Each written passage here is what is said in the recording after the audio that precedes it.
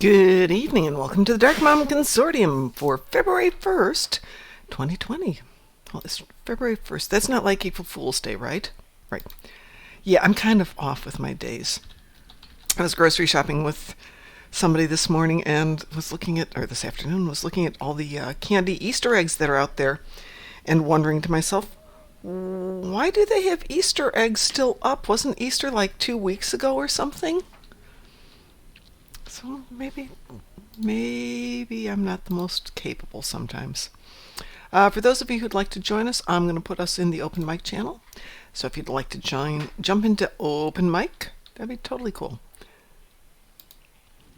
Qantas asks a really good question from earlier today. How do I stop the game from randomly targeting another ship? That's a really good question. Let's see. I'm sure there's probably a way to do it. Controls. Is there a random attack? Target threatening enemies first under the controls advanced.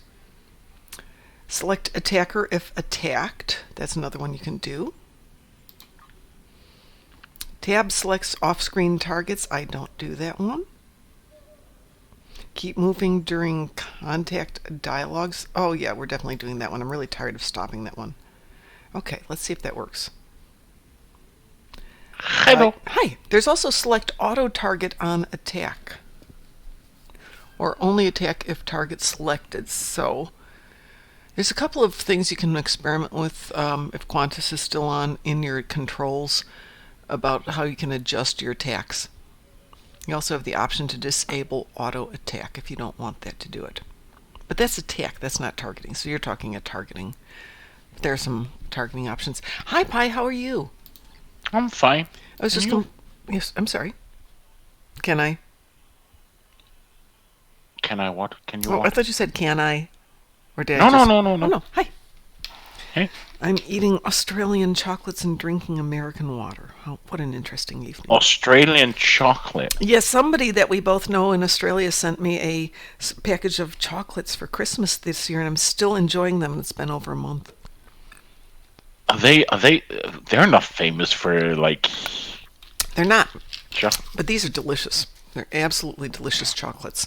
They're a little less buttery than your typical Swiss or really good chocolates. The area they used to be in Germany had great chocolates too. Actually, most Germans have good chocolates. You know what the best chocolate there that exists in the world? No. What is the best chocolate that exists in the world? 100% pure chocolate. No sugar? No sugar. 100% cocoa. That would be intense and a little bitter, wasn't it? It's really intense and bitter. And believe me, you put a small sniplet on your tongue, and you're done for that day. Well, I've actually cultivated a absolute love of bittersweet chocolate with minimal amount of sugar because most people hate it, and that just means I get to eat more of it. I normally eat like 60 or 70% chocolate. Yeah. I'll go stronger than it. I'm not a big fan of milk chocolate is for kids. Yeah, exactly. I totally agree with you. It's fine if there's absolutely nothing else in the grocery store anywhere. And white chocolate are for losers. That's not true. White chocolate has got some awesome capabilities because you can do it to do other things. In and of itself, it's kind of eh. But then again, it's not chocolate. But that's a completely different story. Yeah, you're right. It's not chocolate. But they have a chocolate here called Stracciatella, which is white chocolate with flecks of intensely bitter dark chocolate in it. Oh, the Italian Stracciatella. Yeah, exactly. Oh my gosh, that's good. All right, I have to go look in fleet. Hold on, I'm in the wrong fleet. Which fleet's off? The grocery store I live next to, they once had 100% pure chocolate. Oh my gosh. And I bought 2 packs, and it was just... Now I like bitter chocolate, so I managed to eat like half a bar that day. I have to switch fleets here because Sav's posted an event and I have to go look at it. I don't know what she talked about. I'm going to go look. I hope that's wrong. Fleet. That fleet. Yes, I'm in many fleets. Birthday slumber party. A birthday. Oh, I have to post our. What does she I mean don't with know. Maybe she's gonna have an birth? overnight party. Let's see. Wrong one. Fleet events. Come join Saw for birthday fun and bring your tunes best jammies as we party from 6 p.m. to midnight when Saw turns the 38. number we don't Yeah. mention. Meet on Risa. Mm-hmm. Oh, I don't have an option to accept. Let's see. Details RSVP. Accept. I'll just say maybe. You should RSVP with, but I sleep in the nude. Well, I can change it.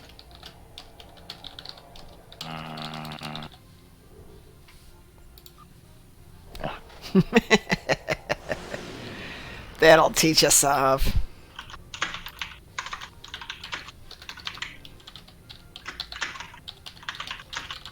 But I sleep naked commando style. Absolutely. Let's see if anybody's out there joining us. You wrote, but I sleep in the nude. Yeah, absolutely. Okay. Actually, I've been so tired lately. My husband's been giving me some grief about it because I'll just go to bed fully dressed because I'm too tired to get changed. It's not unheard of to wake up still in my sweatshirt and jeans, belt still on. I remember to take off my shoes. Really? Yeah. Wow. I've been very tired. Can't imagine why. I was working on the book this morning, and I was having such a great time doing some edits and some minor changes that it wasn't until I was just at a certain point and glanced up and realized I had 45 minutes to drive 30 miles to get to my class. Oh. I made it with like 2 minutes to spare. Where, pursuit mode? Kid pursuit mode or what? Or just a full metal 2? What was that? Don't you know your 80s shows? No, I Kid, don't. Knight Rider, full super pursuit mode. No, believe it or not, I've only seen it once. Never mind then. I've only seen it once. I mean, I understand it, but in the 80s, you know, I was busy working, getting on, getting married, having child, going to college. Not in that order. Yes, in that order, actually. I got married in 81, had my son in 88, and went back to college in 89. Huh, the year I was born. Oh, God, make me feel old, Pie. No, sorry. That's okay. I don't mind feeling old. Because nobody You're believes not me. old. Like I keep telling you, you're not a day over 18. I'm fine with my age. It's just a number. It's just a number. I'm not dead, so it's fine. You're not dead yet. Yeah, not dead yet, yes. I'm feeling happy. Oh, you're not going to this store. You'll be gone by tomorrow. Oh, shut up. Yeah, no, I was, my boss was in my office a couple of weeks ago, and I was mentioning that, you know, thinking about retiring, and she's like, you're not old enough to retire. I'm like, yeah, don't you ever read the resumes? Oh, and then I remembered you can't put your age on a resume anymore. You can't? Not here, no. Because they can't have a reason to be accused of not hiring you because of your age. Okay, over here you're not allowed to search for gender-specific jobs. What's a gender-specific job? Like, you cannot say, we're looking for a woman okay. for this and this particular Right, you can't do that position. either here. No. I think there's a few exceptions, but it's like minimal.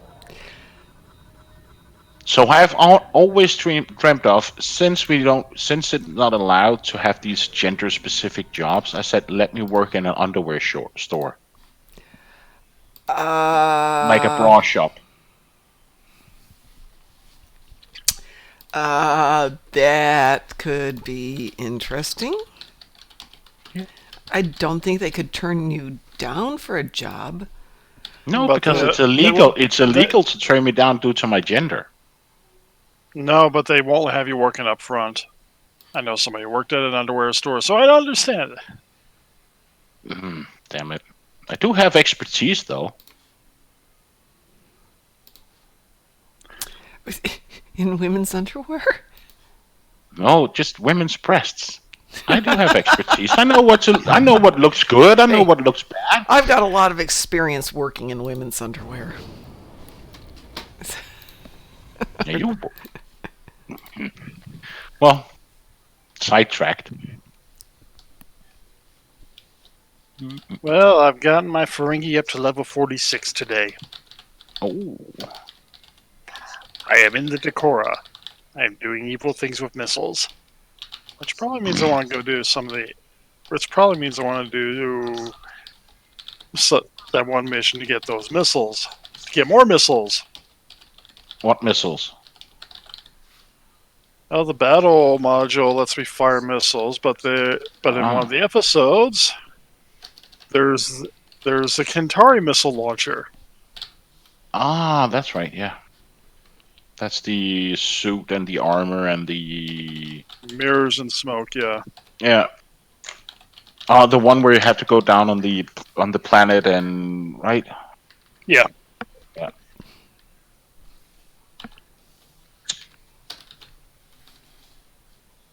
Because after all, it'd be really fun just to launch dozens of projectiles at things. In other words, you want to hit stuff? Yeah, I still haven't done Days of Doom, and there's a part of me going, ugh, Days of Doom, ugh. This is your Doom Federation. I still held the Delta Quadrant missions. How come it didn't change the title? That's really weird. Hit F5.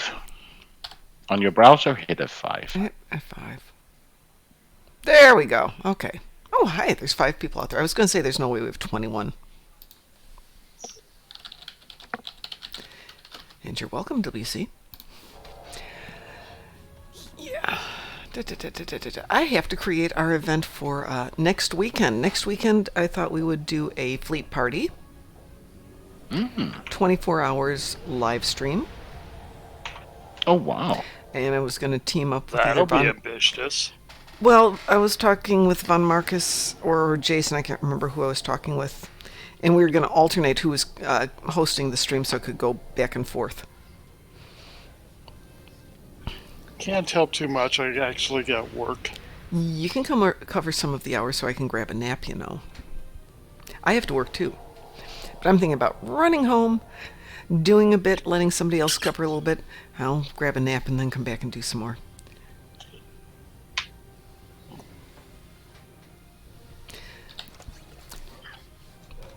Let's see what I've done so far today. I've done... Oh! I've done nothing! Yeah, I really haven't. I've done 25 red particles. Yeah, for you, that's nothing. It is nothing. As I was saying earlier, though, I was having such a good morning working on the book that I almost was late for teaching because I was writing and editing and things were just flowing. I was in the zone and all was good. And it just got to be a lot later than I thought. I'm sorry to disappoint you. Yes. This is actually the first time I log into Stowe today. Oh, well, good for you. Means you have a life. I've started to play another game as well. I know. What have you started playing? What game are you cheating on Stowe with? There was a sale on Gran Turismo, Grand Theft Auto. Yeah, that's what you were saying the other day that you'd gotten that. How is it? I think it's fun. It's cool. I played some of the older incarnations. I just haven't played it lately. I played LL Noir like a few weeks back. So, what do you guys... Your honest opinions, what are you thinking of this teased about, but we haven't got there yet? Starship pack for the 10th anniversary that they're going to sell. I think it's I think the price is way too steep.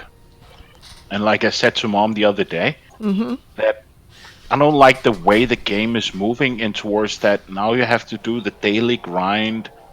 And I would love that they would focus more on more episodes and actually grinding, because it will really scare off the casual gamer. That's a good point. Because, because the casual gamer don't have time to sit every day to grind whatever or send or.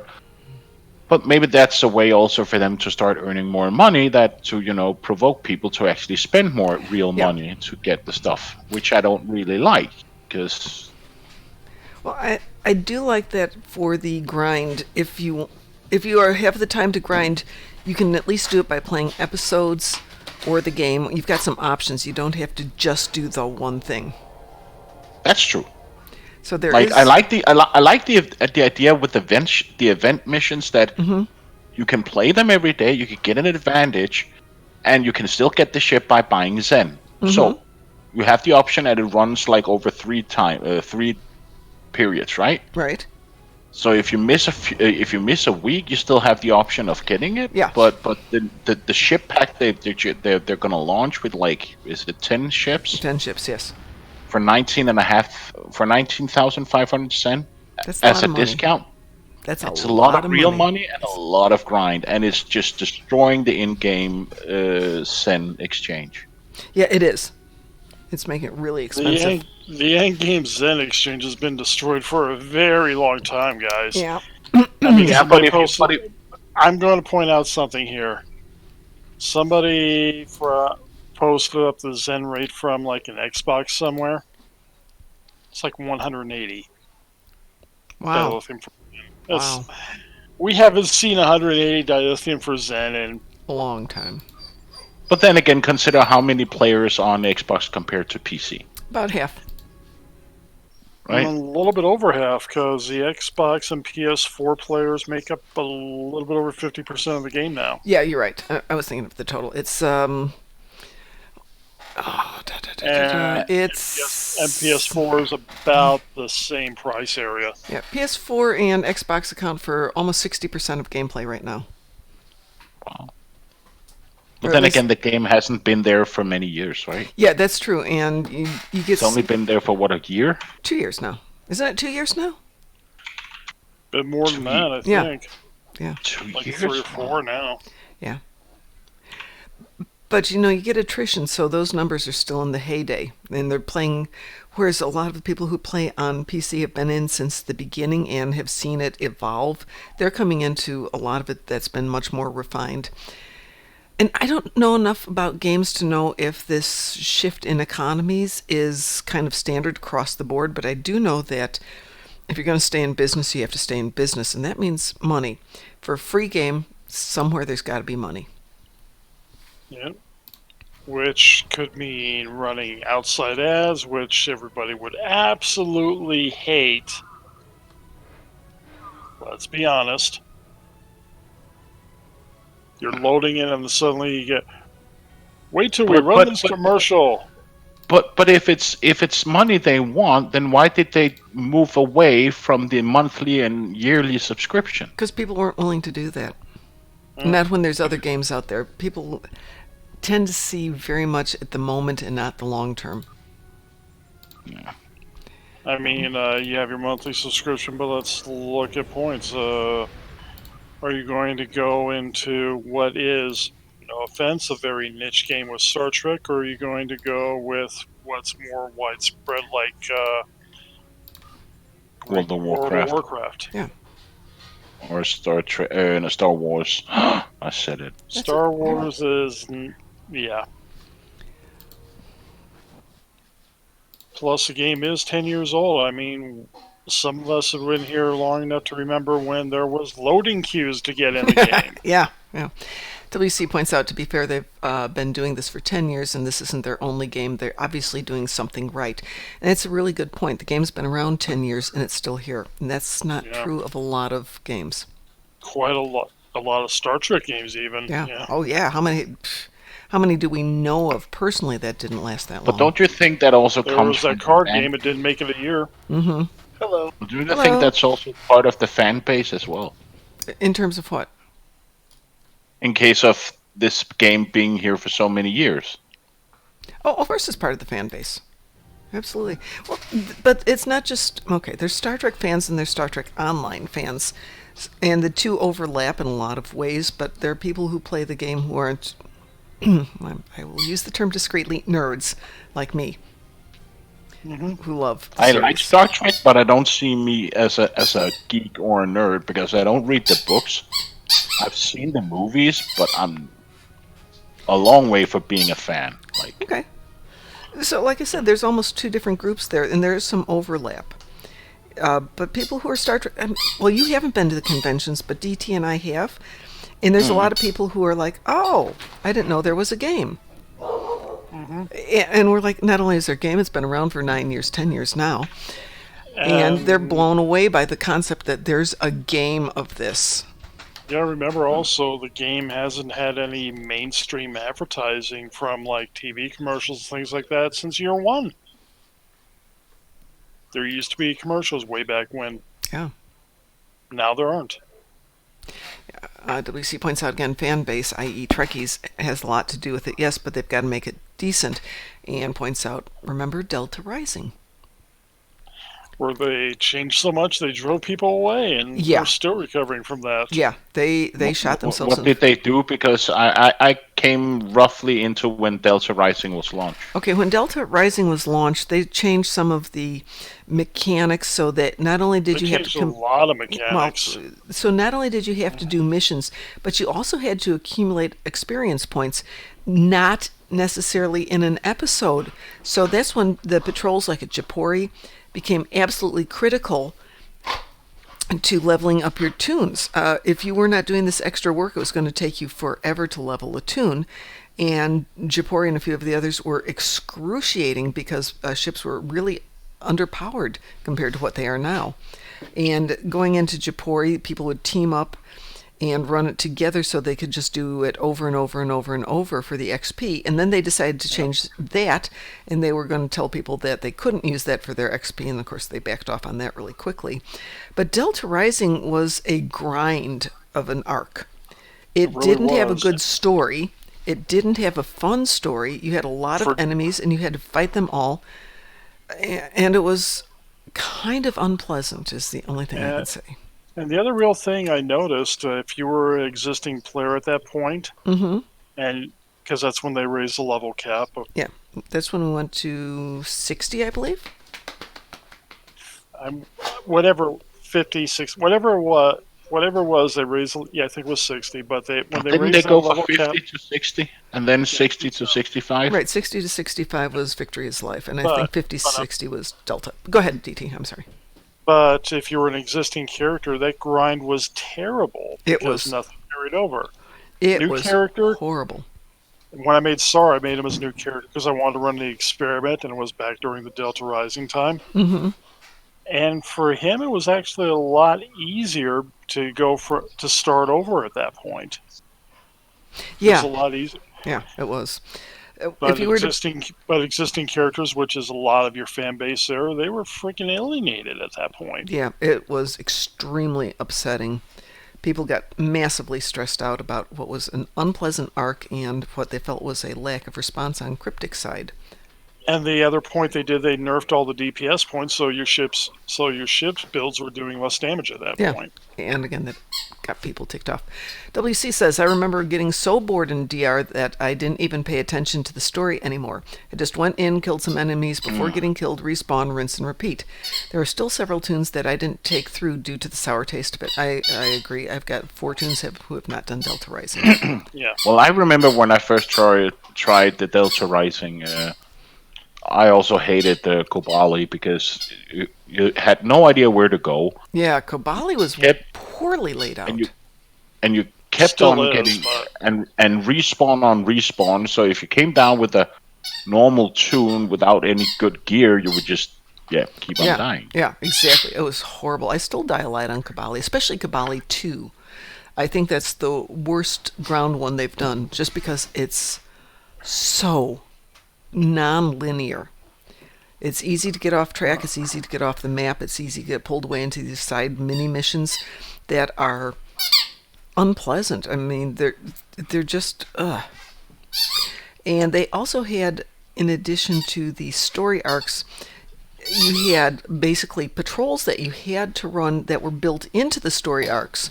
So Right. you'd have to go They were taken out and now they're back in, but patrols are a little easier to access yeah, and now. there's 500 dilithium for accessing them now. Yeah. Yes, Fifi's in the room. But yeah, I mean, Delta at that Rising point- seemed like it was just a hodgepodge of shit just thrown against the wall. I don't disagree with you. I think it was. It was ambitious, but they did too much too soon, and that caused a lot of problems. Well, I think part of it, though, is the fact that Delta Rising pulls a lot from Voyager, and if you think about the number of voice actors they had from Voyager in there, they were really trying to pull the story into the game, and Voyager doesn't have a good story arc. Voyager was 7 years of stories. Voyager's was 7 years of Lost in Space. Yeah, but it didn't have a story arc. Big difference between Victory is Life and Delta Rising is Victory is Life is they pulled from the story arc not only of Star Trek Online but of Deep Space Nine. So it really felt like it was the season that wasn't done on television. Versus Voyager, which was extraneous fights that Janeway caused, and you're there to clean up her dirty laundry. And it wasn't fun. I think they could have done it. I mean, but the difference really between the DS9 thing and the Voyager, because the DS9, we're not pulling from that. We're pulling. They literally just pulled some canon elements and a lot of loose elements from DS9. But they pulled a lot of the good canon and loose elements that people actually were engaged with and wanted to see.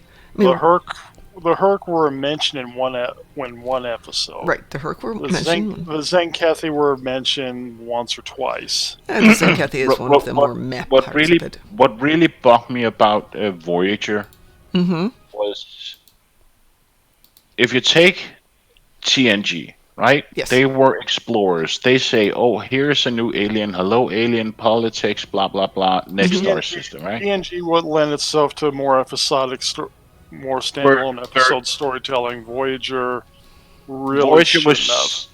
Voyager tried to follow that form. Voyager tried to follow the same formula as TNG, and it didn't work with where they were set. Exactly. They tried to stick with an overarching arc as, we're trying to get home and make that the overarching, and it just didn't fit. But they didn't follow it. But you can do that if you stick to the game plan, and the game plan has to be consistent. We need to get home. Instead, they get pulled into all these various little extraneous battles, and trying to get home for 7 years is a heck of a storyline if you don't have really good ensemble acting and some great internal plots, and they didn't have it because they didn't have consistent writing. The first couple seasons were great, with like Seska being the kind of working with the Kazon and stuff like that. Like, that was really awesome at the. I thought it could have been great, but it didn't hold. I agree. The bad guys were too blatantly bad guys, and the characters on the Voyager itself were too thin, which is true of TNG in the first season too. I thought they really needed some character development. But they fixed it, and with Voyager, they didn't fix it. The other thing that they promised with Voyager, that we would actually see long-term consequences of actions. Nope, the ship gets practically blown up, and then next week it's spring. It's fixed. Woohoo! They respawned. They hit F, and the ship respawns. That's why I like DS9. I think DS9 is one of the best shows ever.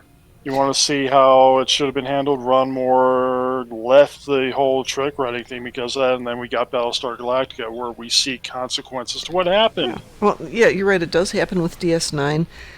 When they finally started doing a couple of episodes in TNG with consequences, and those are some of the higher rated episodes, I think they started to realize people like that.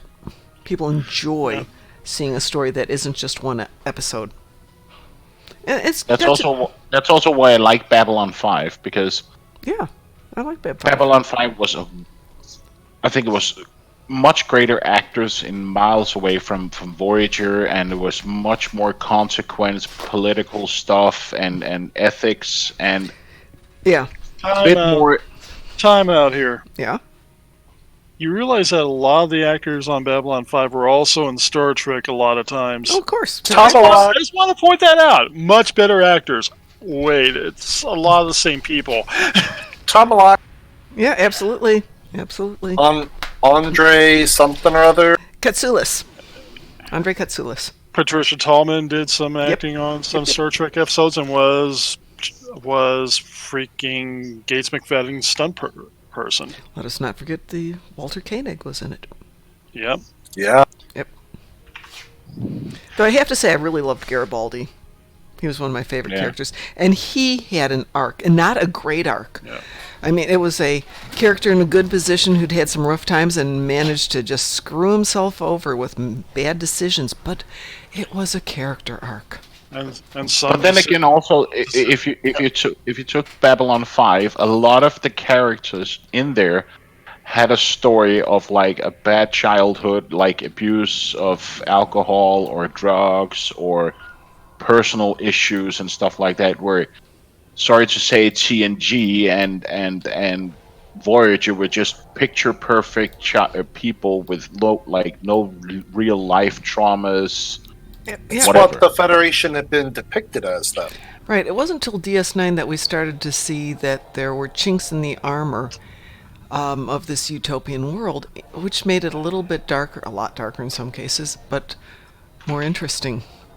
Even And with for the most And part, then we have Picard, where the armor's been blown apart. and really kind of those chinks in the armor, most everyday Federation citizens aren't going to see that. Correct. So everyone was having that happy childhood. Mm-hmm. Maybe that's the whole idea of the new Picard show. It is, I think. Showing like Starfleet is not all kumbaya and peace and love. Skittles and beer. Yeah. I think more in the Picard show, the world changed and people lost, and clearly some people on their Starfleet was about ideals and values, and some people lost track of that. We saw we saw pieces of that in DS9 with the whole point where they tried to stage a coup. But that was also the point I was trying to make the other day when we were talking about the new Picard show, when he comes into Starfleet headquarters and he looks up and he sees this holograph of the old Enterprises, and then he goes over to the reception and he's not even recognized by anyone. Like, I know. But then again, he hasn't. We're talking about somebody who wasn't born when he left Starfleet. We're talking about somebody who was on the, not recognizing him from the news the day before or something like that. But also his stories, right? Because he was one of, like Shatner as well, like one of the greatest explorers, the pioneers of Starfleet, and even several other episodes. The kids at school were taught about, the old explorers, and now he's coming over to a reception where a guy doesn't even know his name, doesn't even know how to spell it. Oh, no question about that. He wasn't even really offended at that one. He just kind of did what he did. So, I mean, it's not like... I mean, again, we know it because we grew up with it, but let's go... We knew about it because we grew up as... That doesn't hold then. We grew up with that. They would have also grown up with that.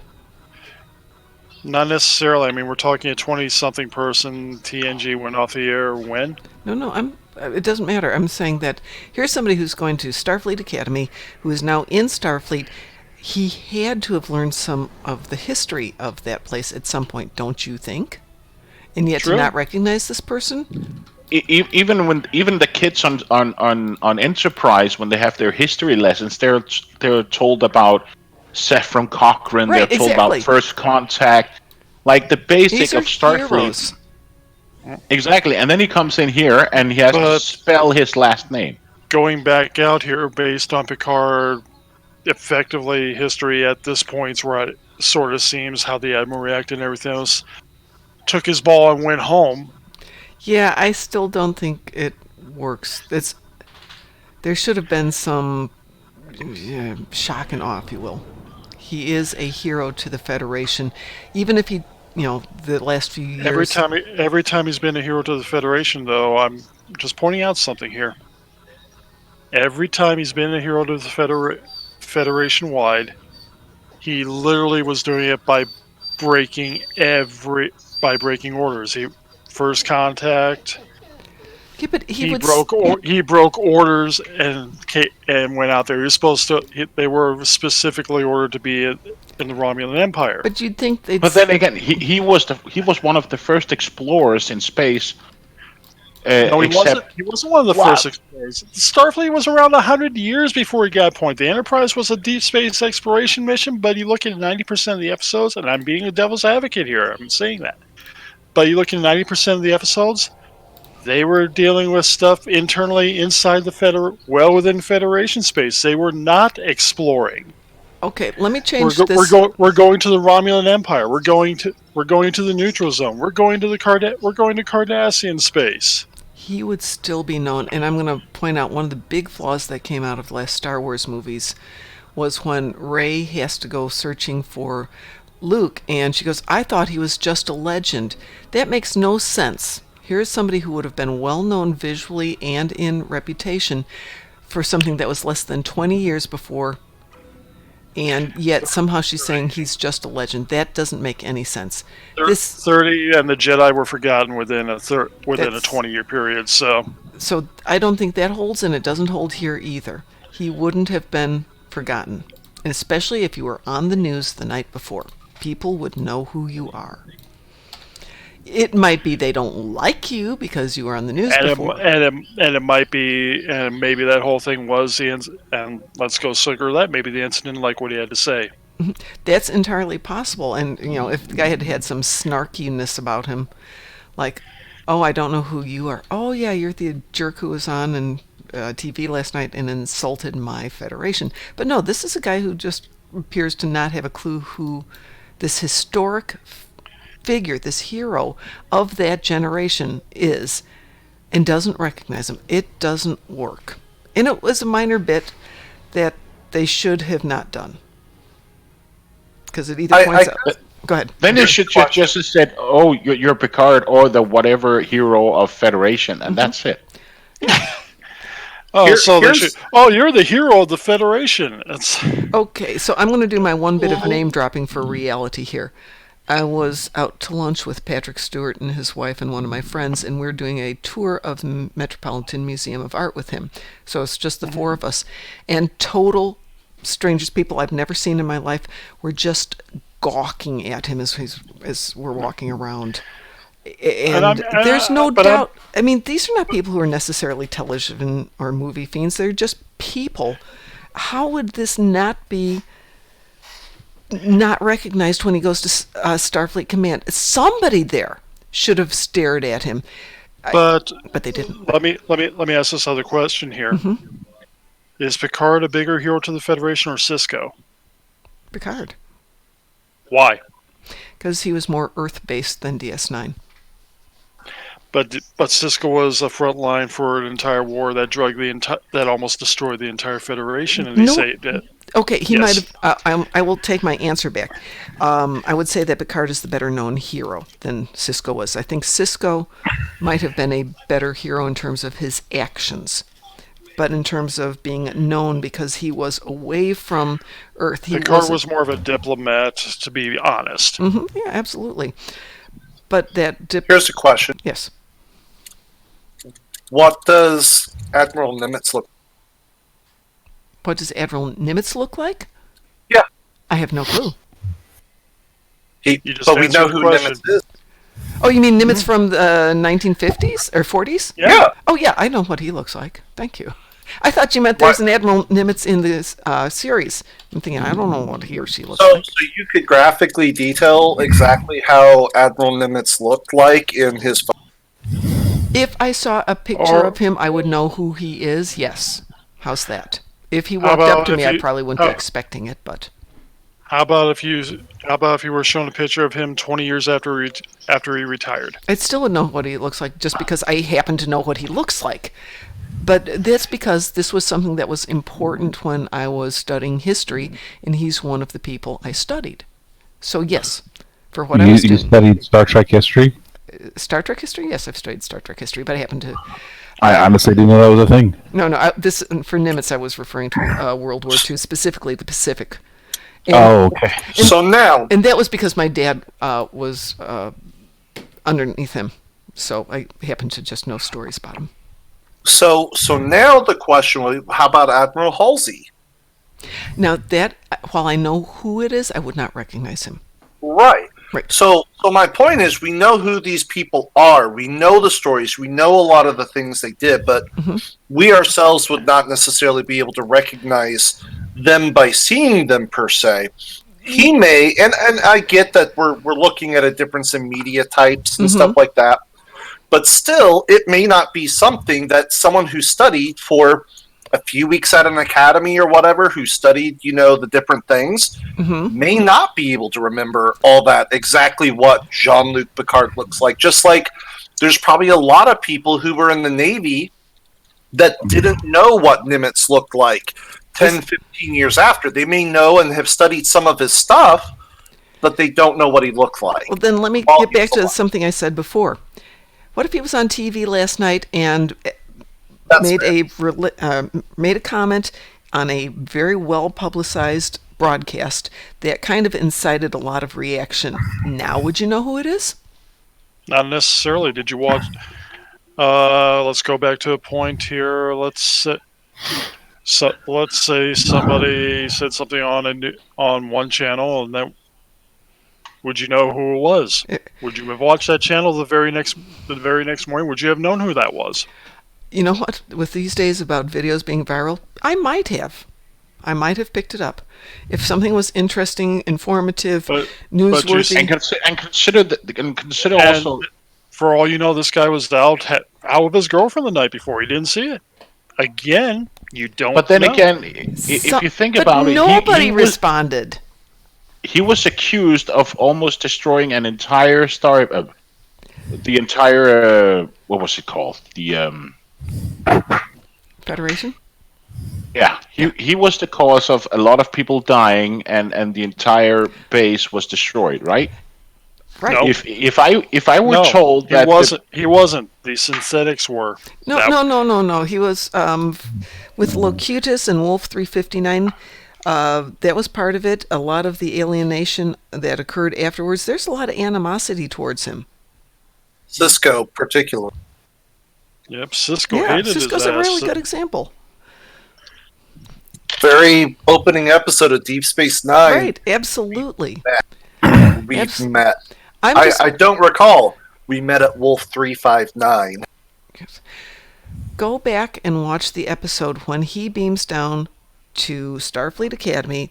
Look at every actor, actress walking around who is completely oblivious to who it is.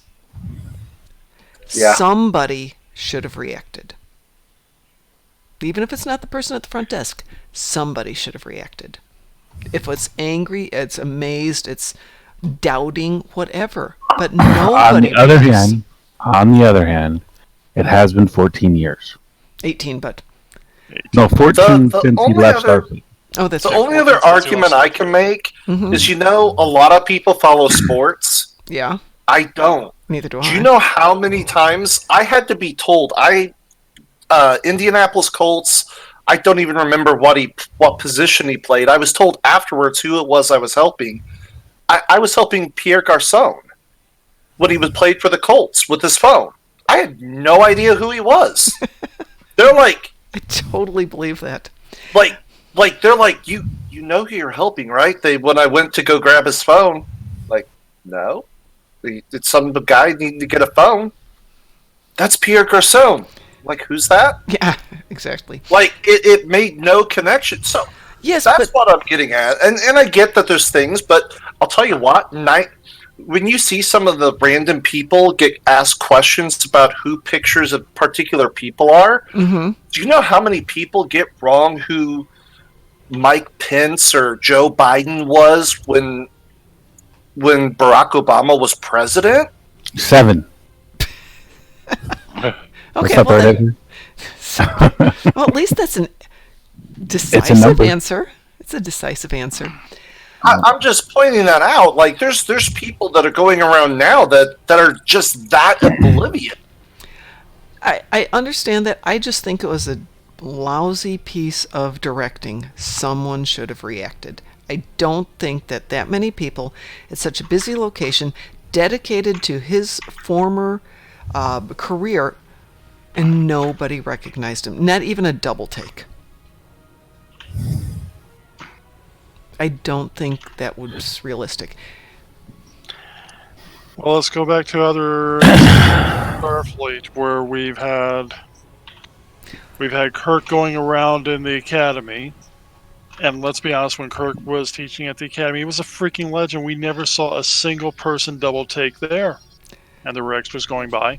When was he at the academy where we got to see a scene like that? Star Trek 2. Star Trek 2. Yeah, and a couple of people, specifically, we get, what's her name, Savik, just going, I didn't Well, think she was about that. introduced. She was introduced, but Yep. but if I'm talking when he's talking with Spock in the hallways of the academy and people are going by. I will have These to are go. these are two bloody freaking absolute legends at that point. That is true. Well, it's been a long time since I've watched that intently, so I'm going to go back and look. You may be 100% right. But again, that's something where they should be recognized. But wasn't Kirk based at the academy at that point? Yeah, he was So was, Admiral. so was Spock. So was Spock. Right, so that gives you a degree of familiarity, so maybe, though, even so, I'd be like, yeah, I think people would still stare. The only other thing I would say too, I wonder if they were going for like a General MacArthur kind of philosophy, like old soldiers never die; they just. I just think they were trying to make a point of he's been forgotten, and I don't think that was a realistic point. It fits the dramatic point. He was deliberately forgotten by a lot of people because of his activities, but they could have made the point better or differently. And in my opinion, it just wasn't that well executed. But then again, I have other minor little disagreements with the episode last night, and not for content, but more with visuals and directing, and a little too much lens flare-esque stuff with lights coming in the windows and bizarre camera angles.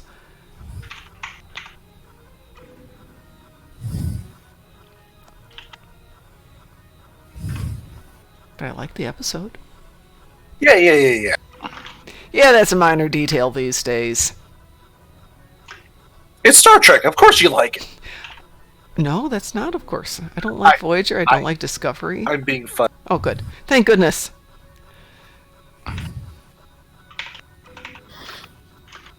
I do like Discovery though. Well, you're allowed to be wrong. It's okay. Wow. Mutual feelings. I've made it very well known that I don't care for Discovery. And Yes, you have. Yes. And the thing is, and WC pointed out an alternative way that they could have approached the storyline that made it work, and it would have been an extremely minor detail in terms of just how the storyline was presented. And after he ran through how it could have been done, it's like, duh, that minor change, and I think I would have liked the story a lot better than I did. And I never thought of it. Well, you're allowed to be wrong, Mom. Yes, I know. I'm very good at being wrong. I practice a lot at being wrong. I have perfected being wrong. My being wrong is right. That doesn't No, make it's a still wrong. Yeah, no, I'm... kind of misses the whole idea of, wrong versus right. This is a joke. I am very... But, you're allowed to have your opinions, and I embrace that we all are unique and different in that... And we're going to like and dislike other things. It's hard when I'm with my son and he and I dislike things that the other person really enjoys because we try to share things. But that's just the way it is.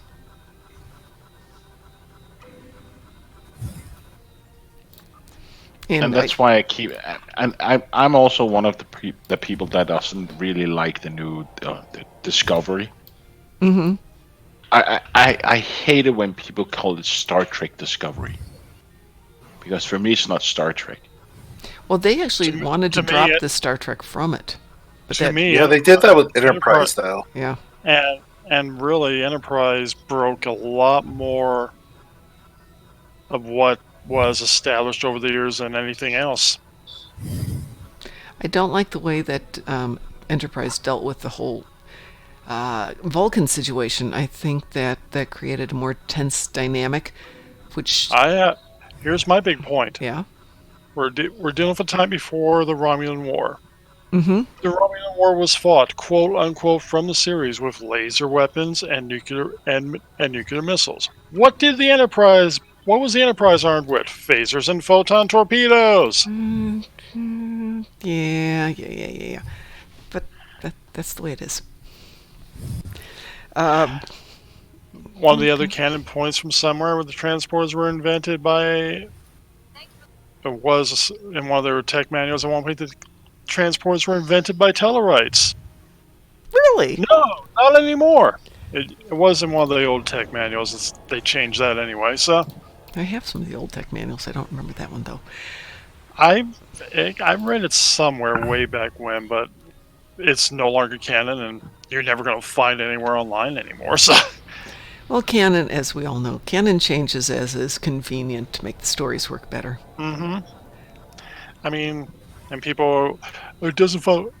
Freaking the series doesn't even follow their own canon at one point. We have Voyager, Janeway's little fun point, despite freaking 30 years at that point of ships doing things at warp.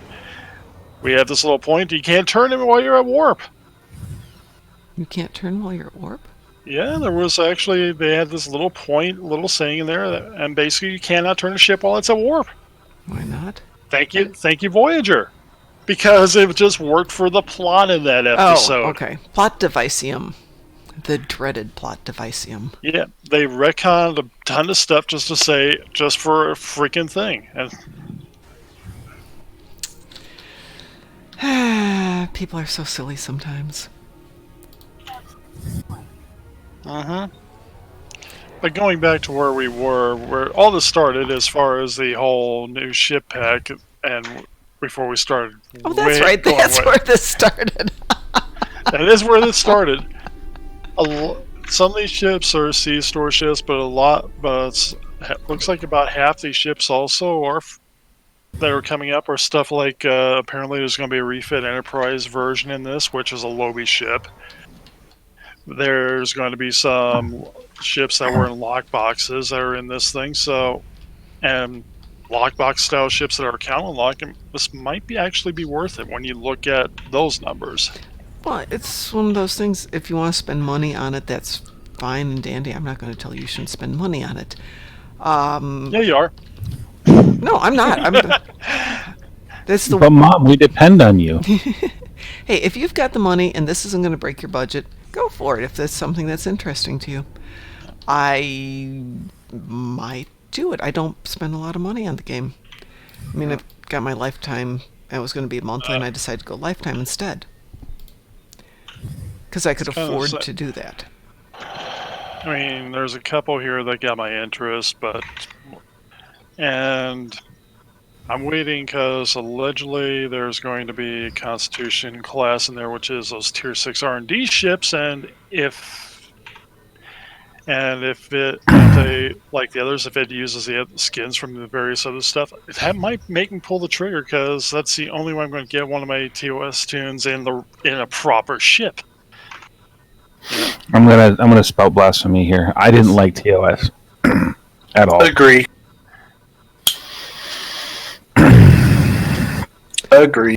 I mean, I don't like the ships. I don't like the idea. I mean, it was just so clumsy and badly done. I'm not going to argue with you, but is that did you dislike it for those reasons, or did you dislike it for story reasons, or both? The story was fine. The problem is that, as you said yesterday, they were addressing social issues that I've never experienced, so I don't have any frame of reference. Okay. And so it made it disruptive. It made it actually pretty frustrating to try to understand what the idea behind those decisions were. there was just no way to say this is why they believe what they believe, and it frustrated me. It is dated, or rather, gets dated. Everything gets dated at some point. Because I mean, you emotionally invest in these characters. Yes, you are. And then you can't do anything with the information that you picked up. Well, the one thing I keep coming back to with Star Trek, the original, TNG, DS9, and now Picard, is those particular ones are more character-driven than they are plot-driven. You get involved, well, depending on who you are. The characters are you're more able to get involved with their stories, their personal stories, and their development over the time span than you are necessarily with the plots that happen. Now, TOS, a lot less, because that really was before television started doing a lot of these ensemble stories. But TNG is more ensemble, and it's the group and the interactions that makes them interesting. Atkinson87, hi. Thank you for the follow. We appreciate that. Which kind of goes back to another direction, which is a lot of the TNG movies I really don't care about, because why? We're not dealing with the ensemble. We're dealing with Patrick Stewart and Brent Spiner. Right, and we're dealing a lot with that particular situation. And so it's more shoot 'em ups and less interesting. First Contact is an excellent movie because it does work with everybody. Everybody's got a moment that works in it. Right. Insurrection, not really. We get little comedy bits, but Picard and Data, it's really... Same with Nemesis. Yeah. We could have put a bunch of strangers on the ship and kept those two, and nothing would have changed in either of those movies. Yeah, and I think that when they go to movies, they tend to forget that it's the group dynamics that make it work. That's why I wasn't a huge fan of DS9. I'm not anti-DS9 by any stretch. But because it was ensemble and because it was an overarching storyline, missing an evening or an episode made it really hard to catch up the next week because something had happened.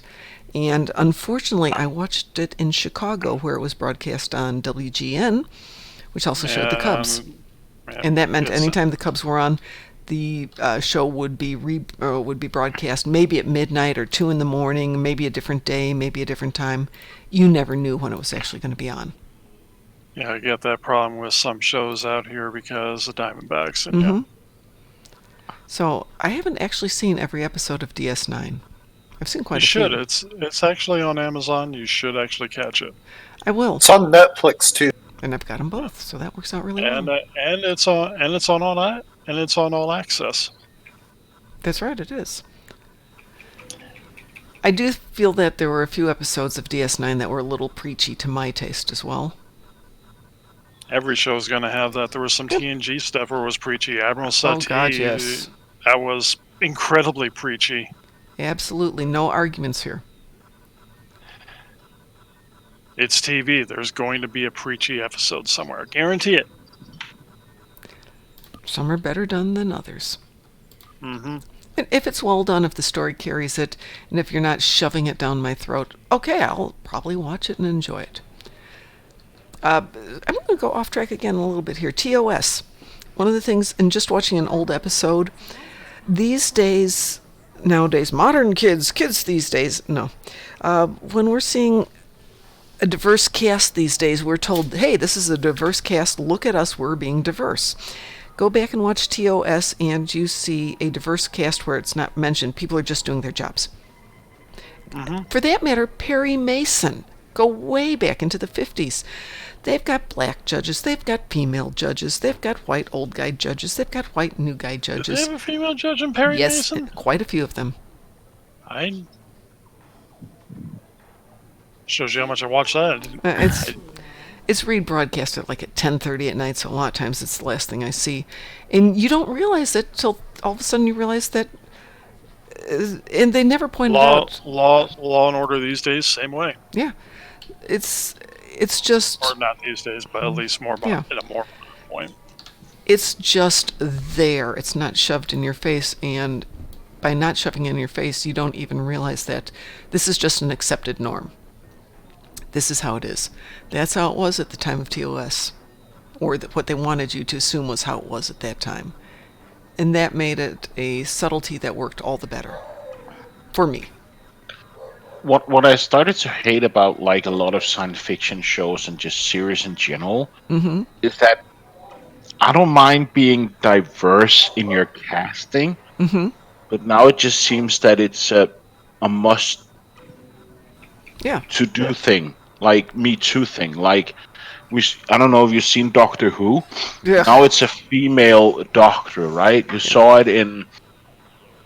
And now you see it in Star Really Trek badly with a female with a female hero, right? You see it in you saw it in Terminator where it's a bad woman, and I don't mind diversity, but now it just seems to be like, oh, we have to think about Me Too, and we have to be diverse, and it's diversity casting for the sake of diversity casting as opposed to I diversity hate casting. that. Yeah, but if you write a good character, then it shouldn't matter as long as the actor or actress is able to carry the role.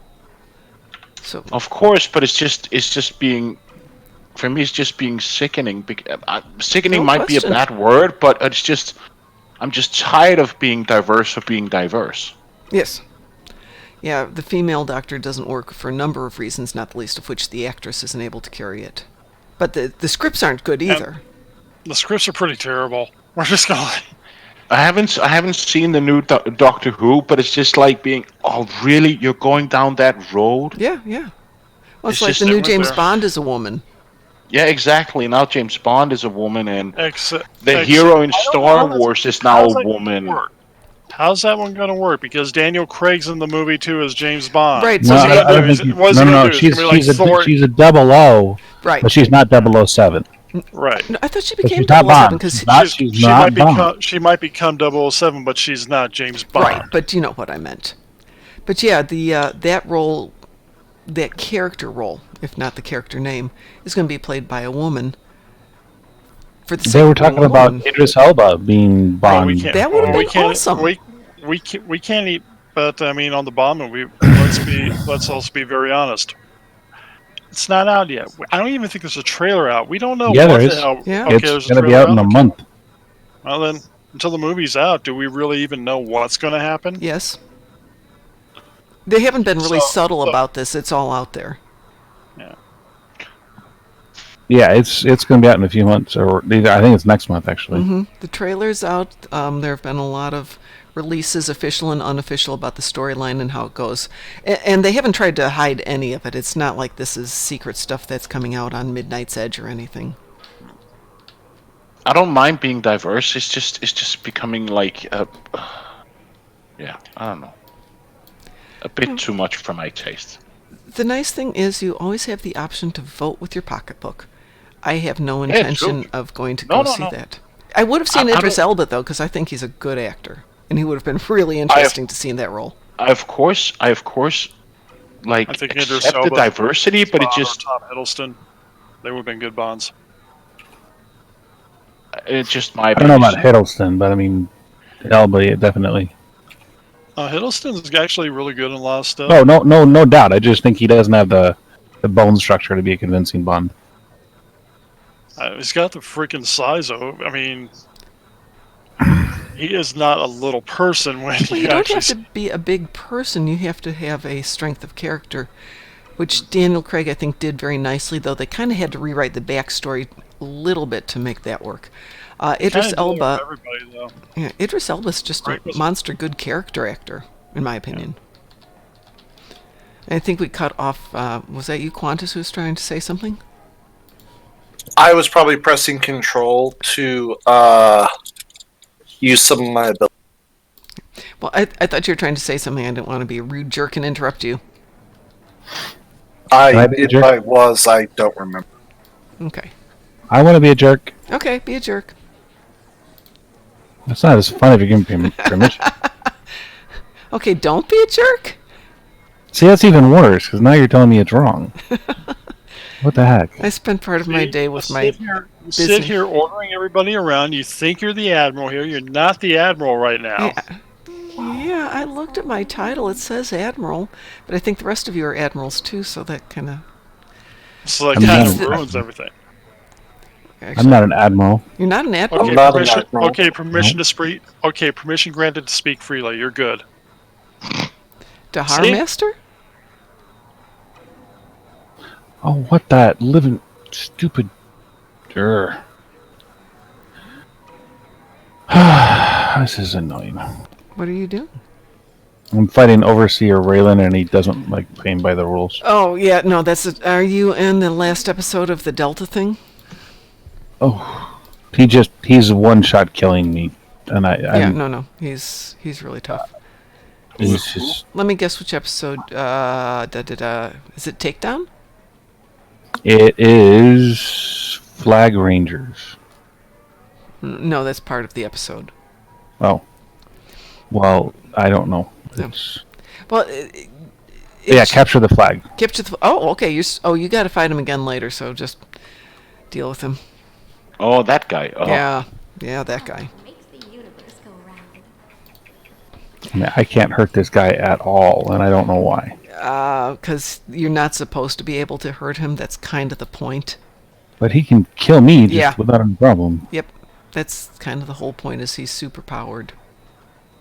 It's like Gaul when you do the last episode of the arc.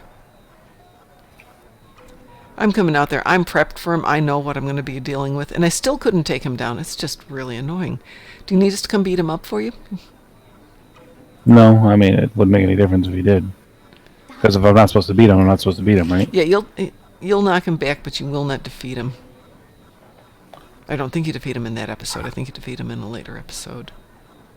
Yeah, where he transported in all of his minions and stuff. Yeah. But I mean, like, major story arcs Mm-hmm. are easier to beat than this guy. Yep. Well, again, this comes back to that whole Delta And Rising this thing. guy is literally a nothing. I had a horrible time with Delta Rising in huge part because everything killed you. I can't tell you how many times the VOD war took me out to the point that I was exhausted fighting them, and you'd get killed, come back in, you'd get killed, come back in. It isn't fun. It isn't fun, yes. What is it that they just go through your shields? Yeah, he's one shot killing me from across the freaking map. He doesn't even have a ranged weapon. Are you in space or on ground? Ground. Yeah. So what have you got for ground equipment, just out of curiosity? I've got the Ferengi whip. I've got all Mark 12 gear, and We need to get you up to a little bit better gear than Mark 12. Mark 14 would be... I'm only 57. I can't do better than Mark 12. hold on. Hey, kid, you could do Mark 14. Yeah. I was pretty sure I had to be an admiral. I mean, something. I forget what it is. You're an admiral. You can do Mark 14. To get Mark 15, you have to be 65. Yeah.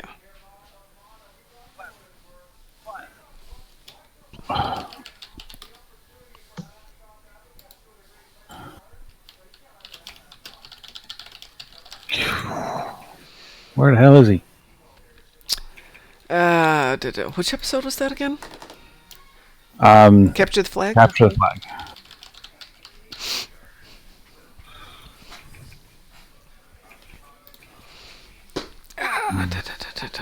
Let me run through this one.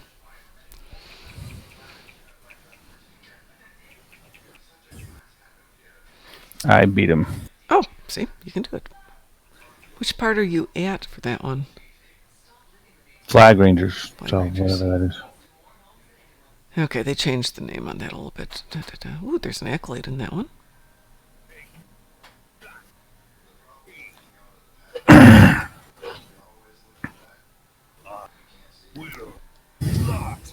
Yeah, that's the one where you're in, like, the command center.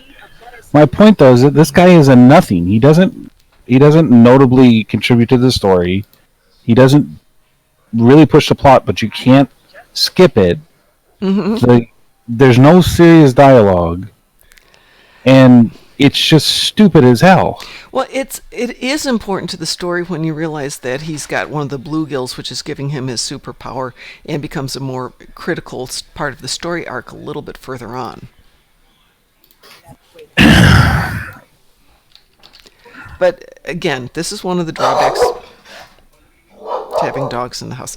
It's one of the drawbacks to the whole Delta Rising arc was the attempt to incorporate the bluegills from the first season of TOS into this story to give you superpowered characters that were very difficult to defeat, and for the most part we were all at that point underpowered to defeat them, making it tedious and exhausting to the extent that by the time the story came around to the conclusion, nobody really cared because they just wanted it to be done. Mm-hmm. And you're seeing that now. Now imagine that there were more stories that did that. Not just the one you're in, but more. Quite a few more. It was not a pleasant story arc, and it was much worse. I've told people that we had agreed that we were going to do a fleet event where a lot of us took the day off of work, or several days off of work, to see who could reach level 60 first. Okay. And the rest of the fleet were playing as as Feds, and I was KDF, so I went solo. It took me 4 days, and I think it took Cybrox, who did it first, under 24 hours to do the whole story arc and all the XP that he had to do to get there. But imagine, in addition to all your story arcs, first thing, you had to go off and run patrols that were not part of the story arc. Mm-hmm. Oh yeah, that was in order to get up to a proper level, right? Right, They were really tough on the levels, yeah. And for the most part, a lot of us were massively underpowered for these new enemies they were giving us. And if you weren't teamed as a group, it was really difficult. It's the first time that we were forced to look at upgrading equipment just to survive missions, even on basic. Yep. Yep, it was not a happy time.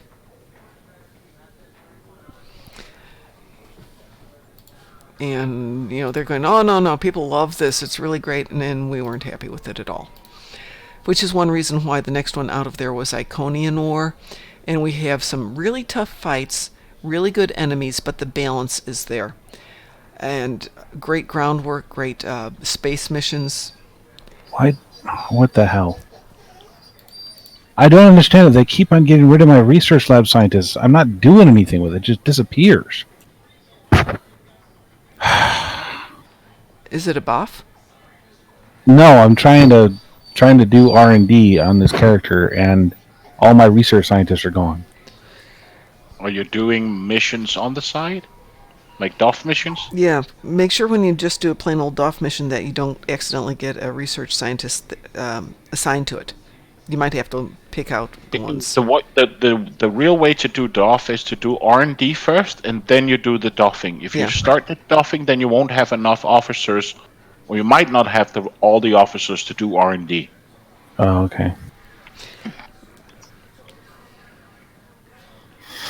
That's true also if you're doing DOF missions where you have specific officers like raising EPOs and things like that, where you have to have biologists or botanists or what have you.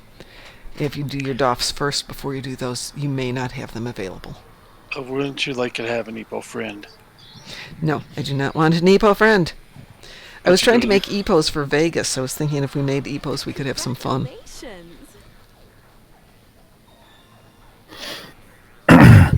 So, should we get off our rather, not acrimonious, but certainly vibrant discussions of the nature of Trek and peoples and do something like killing people?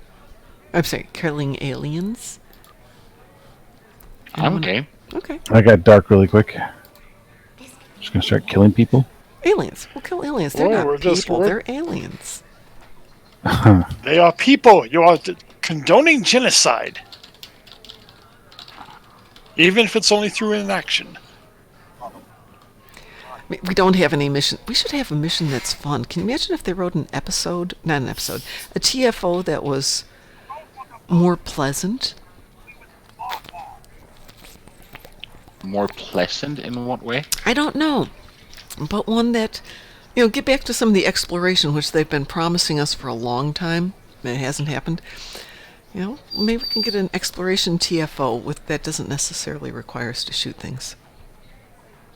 I don't know what that would be. But there's got to be something. I'm just trying to figure out how you would make Well, not every episode of the series was grim, right? True. Depends You on wanna which make a series you're TF watching. But then again, you want to make a TFO where people just run around and scan stuff. No, but I mean, I was just trying to make how to make a TFO like. I don't know. I mean, what's an episode that was more? How about something like this? Something like the crystal entity in the TNG episode where it attacks and then you're chasing it and then you have to work together to try to communicate with it. Yeah, communications might be one. They kind of tried it with the Ekamar Patrol, where you're trying to negotiate for a solution. Oh, Neutrino's joining us. That'd be more of a patrol than anything else. Right, but I'm saying maybe we find it where the end goal isn't to beat the crap out of people. And I don't know what that is. I'm just putting that out there. Would be fun. I mean, I look at like Jason's ready room wall of all the trophies, and I realize something. I'm a mass murderer. Yeah, we do have to think about that once in a while. I have to say my aggressive tendencies have been minimized. Well, I've invited Neutrino if anybody else would like to X up. You said you want to invite Pi? No, what are you? Which side? Fed? Then let me swap. Okay. DT, you want to join us for something? I'm doing fluid dynamics right now. Fine, be that way. See if I care. Quantum? Quantum. Duh. I mean, I'm at level 4. I'm at level 46. My Ferengi needs more. Needs more stuffs. Our diagnostics are showing green across the board. What is your ship's origin? Flight plan. Just text me or just do. I cannot allow you to proper authorization lab. That will move any faster. But you cannot clear a vessel without authentic read and transmit their production.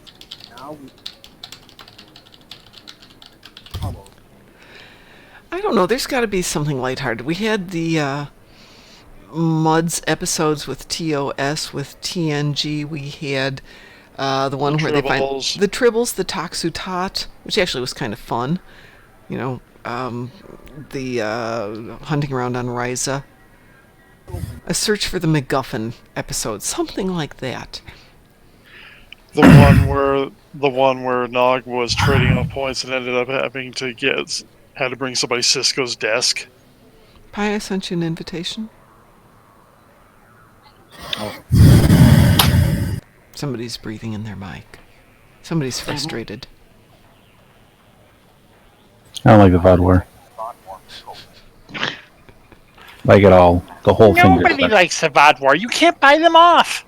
It's like the constrictor probes don't exist with anybody else, and they're just BS completely. They should do. Now I know they should make a time-based TFO on. You remember the DS9 episode where Nog start trading like self-sealing stem bolts, and then he has. They used to have that. There's a patrol out there that still does that in the Romulan space. Is there really? Yep. Which one is it? I remember there was a mission. Yeah, there was a on mission. DS9 where Yes, you had to go like find Kanar, and then you had to find the Hollow Suite. And, yes, absolutely. That used to drive me nuts. I always did a bad job with that one. Pi, are you okay with random TFO? Hook me up. You are hooked up. You guys ready? We will. Wee woo. All right, let's see what we're gonna get. Procyon 5. No, counterpoint. Gravity kills. Battle of Corfez. No! No, you'd never get Battle of Corfez. Sure. I know you don't, but wouldn't that be fun if you got stuck in there? Yeah, no. Automatics suck. And then Mom be going, you know, maybe I should have used some of this to upgrade weekend to fix up my ship more. Hey, there'll be another upgrade weekend. You say that every weekend, and then you go, Oh, I did a lot of upgrades with the last one. There's a 1, there's a 3 to our left. Yeah, I'll go 3. Yeah, it'll be 2 people. 5 minutes to get the first 10 points. Yeah, with 2 1s and a 3? Yeah, right. Well, if everybody handles one, we'll get a second round.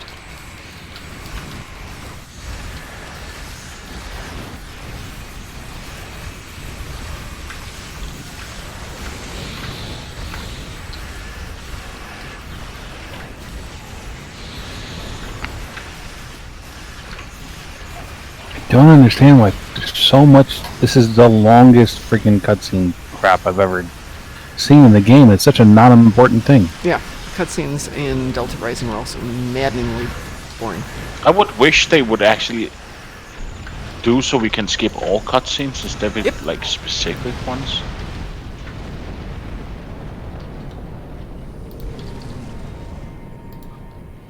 Should I go beat up the next team and then you release, Mom? Yeah, go ahead. We'll take care of this one. Go beat up things.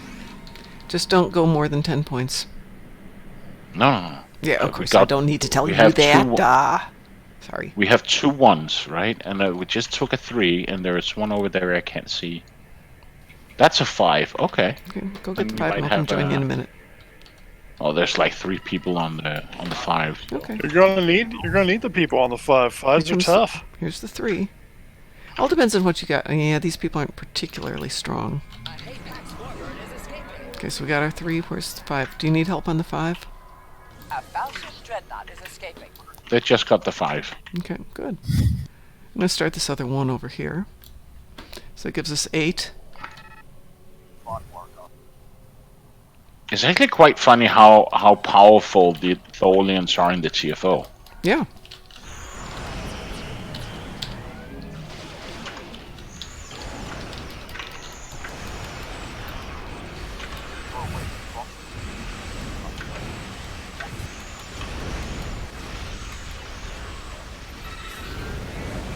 Now, the biggest problem with Tuvok is he's a freaking coward.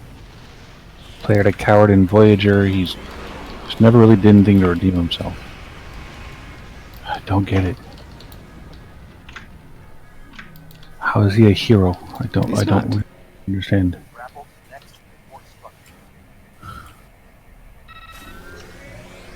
Tuvok is merely cog on a game of life. Okay, that's a good reference. Okay, and we're releasing this one. That will give us 10. Yeah, we released ours. So that'll give you 10. Good.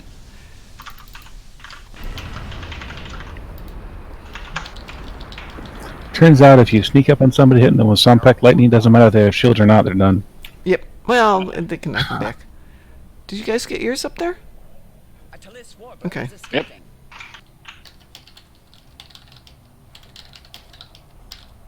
Oh. I shouldn't have to tell people this, but... So you've got a 2, we've got a 1.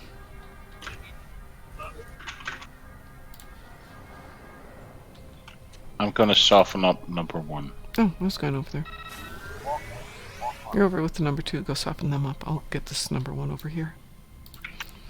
I just won't let them go until the next one pops.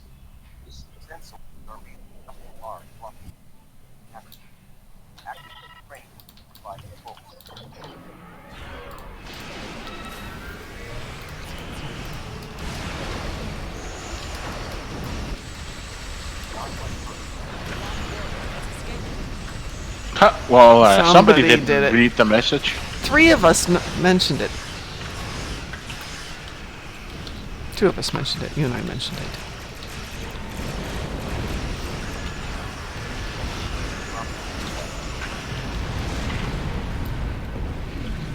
Okay.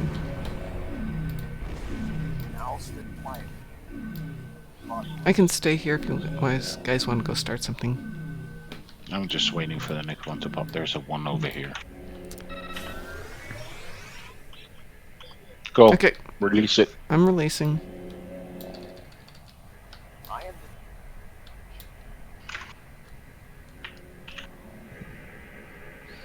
Releasing the Kraken! So this is only 1 point, it's a twist, so... There we go. Oops. There's my R. There's one over by you. Do we have anything else? There's 2.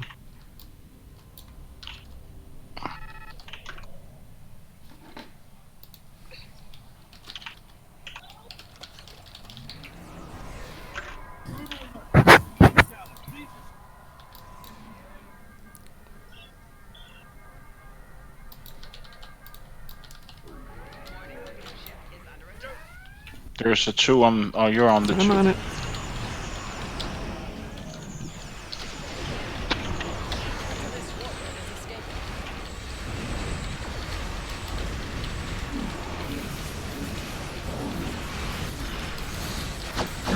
Damn, we need a lot of more. So let's hope another fight comes up. Yeah. Neutrino's over here, so we got this one.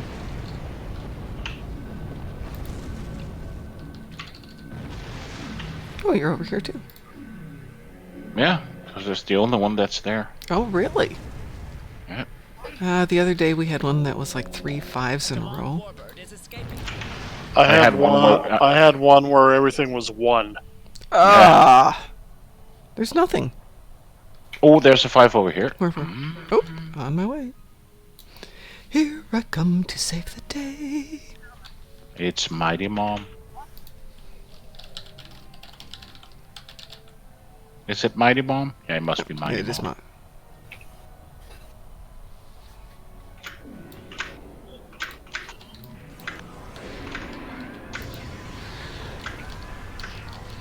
Fucking earwig.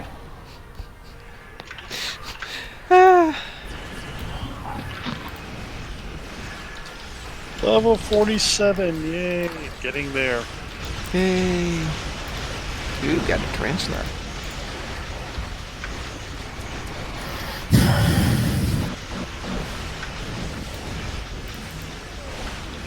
Mom, see if you can release the 5. Okay. Because I'm gonna try Release to... the Kraken.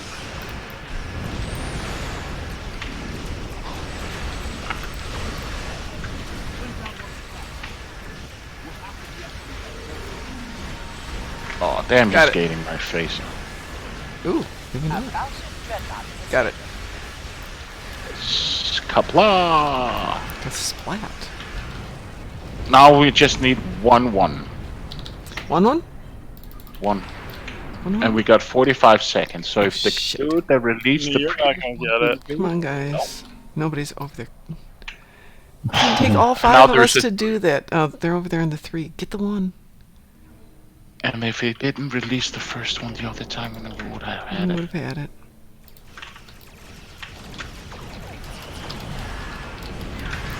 I'm gonna try and get in there and get... We weren't gonna make it. I know. I blame Canada. Of course.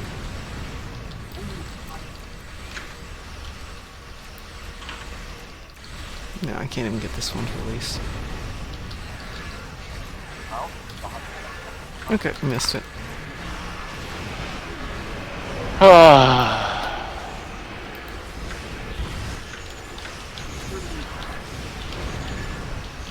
Just annoys me. Oh crap. Cave spiders are bad.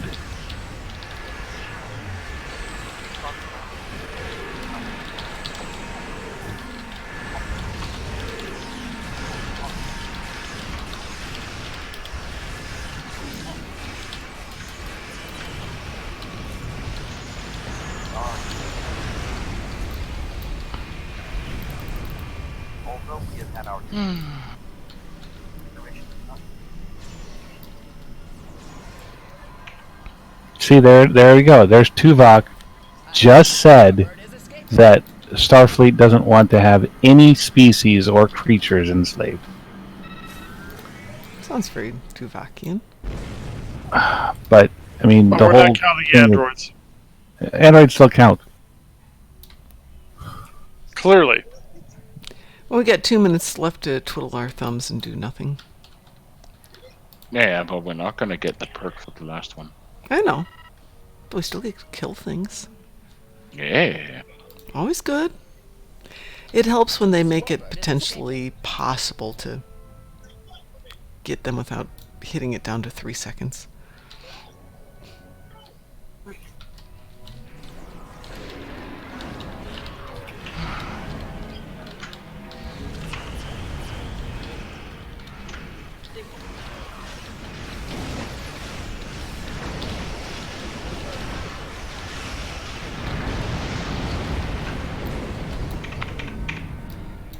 Smack, smack, smack, smack, smack that keyboard.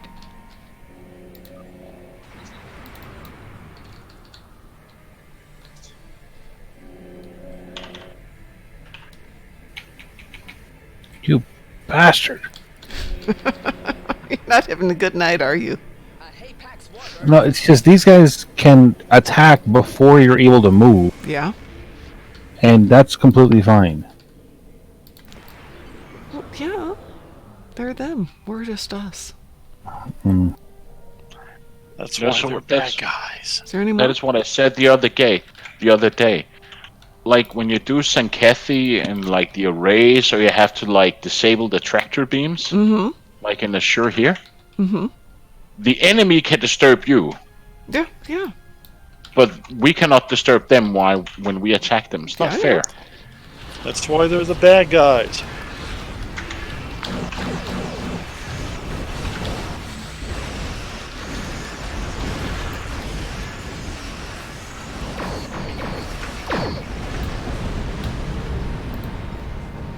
Kapla.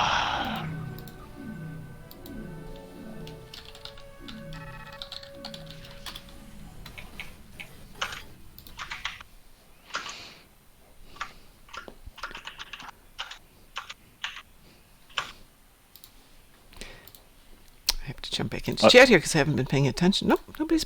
It's a very quiet night tonight. I thought we might be busier tonight. Yeah, but I think it's because Priority 1 is streaming and Tempo Wolf is also streaming. So, yeah, Okay, that well, explains. hard to argue with the big guns. But as I said, I'm going to try and stream every day or every night during the anniversary.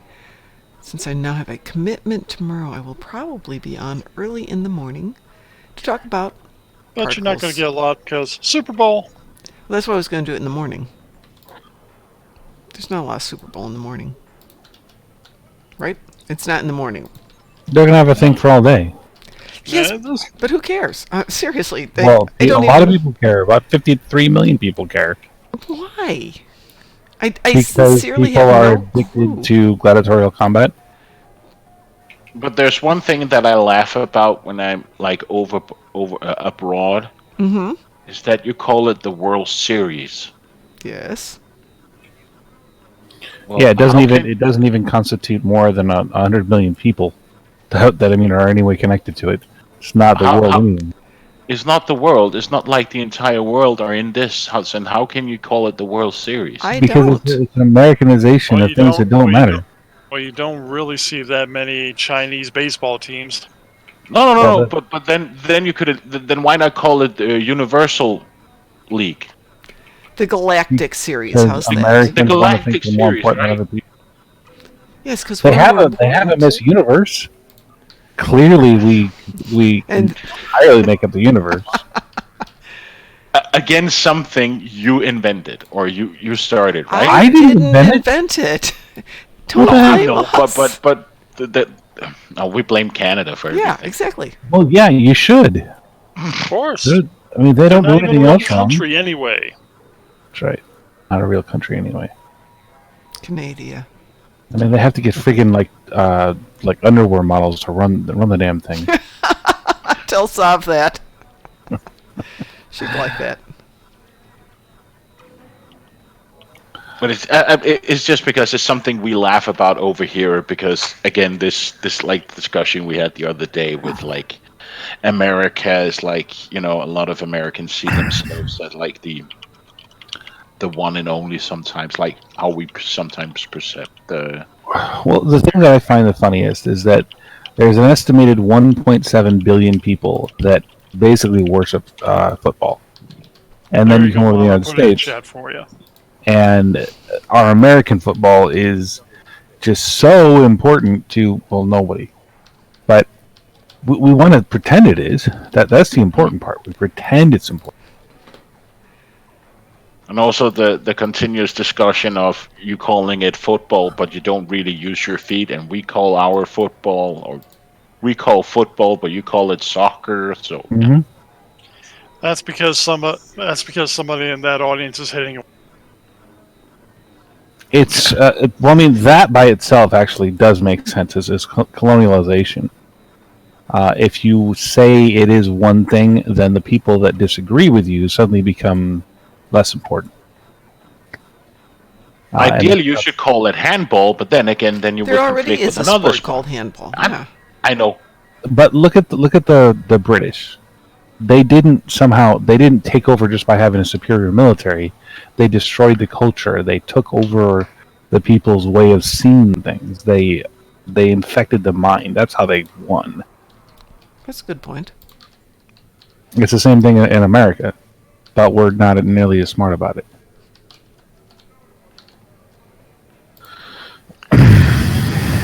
Hearts and minds, right?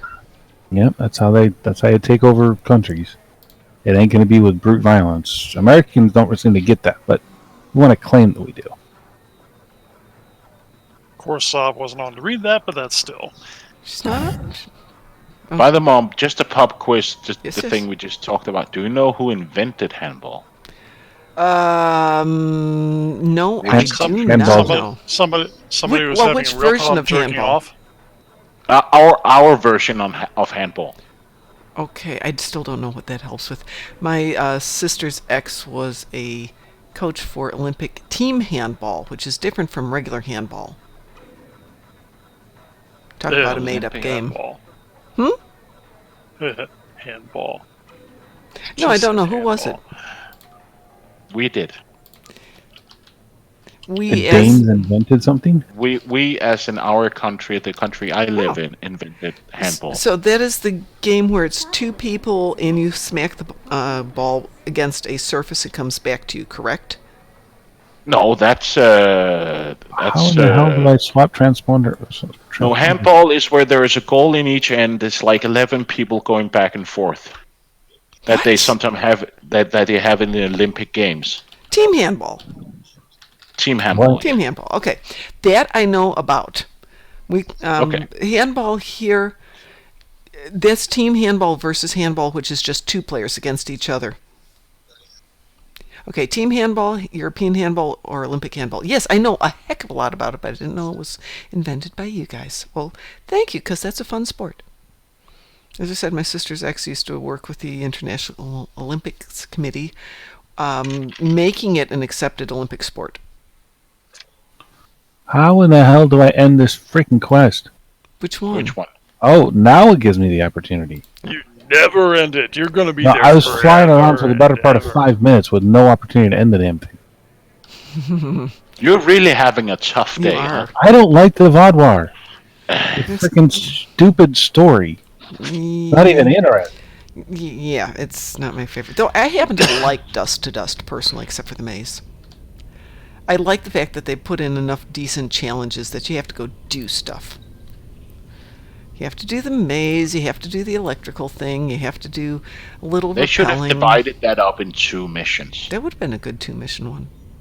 Yeah, they should just make a 1 and a 2 part, because it's just too long. But you have to admit they put some variety in that one. I wish we could do. Of course, with the maze and and the jumping platforms and everything. Oh, Yes. yeah, that's the one thing I dislike is the jumping platforms. you almost two people to really get that one right. Yeah. But then again, that's also because the game's mechanics is not built for the jumping platform. And people would In be my like, "Oh, opinion. it's so easy," and I'm like, "Holy schmoly, it's not easy." And somebody's trying to convince me that you can crawl along one wall edge, which you can't. Which so you broke up. You can do what? That you can actually kind of grab onto the wall and kind of shimmy your way across the wall instead of doing the jumping mechanic, which... They made you try it. Yeah, they did, and I died multiple times. That was not fun. Should we do another random? Yeah, or, we should. We should do another random. Why don't you be in charge? Okay. It's not Procyon 5. Wish you could do... I'd like to do a random, except for... Yes. Oh. I would wish that you could, that you would actually... We have these long seconds before the mission starts, right? Mm-hmm. I would wish that during that period you could actually go in and change your traits, like if you're like commando or if it's intelligence or miracle worker. Can you not do that in the intro period? Nope. You got to be in a social zone. Wow. I don't usually try. You want to sorry. join, Mom? Yes, hang on. Oops, I'm still in team, that's why. There we go. Anyone else? Thank you. There.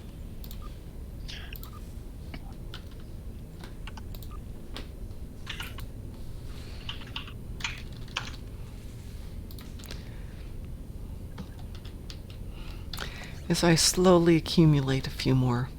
Oh, I got 50 yellows this evening, so that's a good start on the night. It's not up to your standards, I know. It's just because I'm unemployed and don't have a life, right? I played like 6 hours of GTA? GTA, right? Then I took an hour break, a 2-hour break, eating and watching House of Cards, and then back to Star Trek. Well, as long as it comes back to Star Trek in the end, that's okay.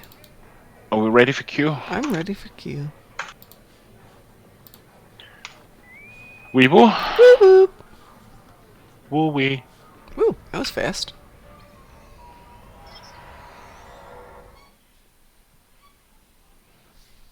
The Herc are about to Ooh, swarm. Swarm. Ah. Not my best ship for swarm. Okay. That's what I like about this ship, because I have plasma injection. Or eject warp plasma, so as soon as the swarm comes behind me, I just hit it, and then they just Chains of fire run the Fikari. I have chains of fire. Just need to make a little space here for prizes. The rage of fire. Who will go where? I'll go... I don't care. Where are you going? I normally go left, but I'll that. Let's see what the other guys who have are we doing. got with Okay, us? I see 3 of us, and apparently the 2 other guys are in the same, or is in the same fleet. So maybe they are discussing on where they're going. I'll go right, since So nobody's claimed he's right going yet. left, and he's going left, and he's okay. I'll stay here in the middle.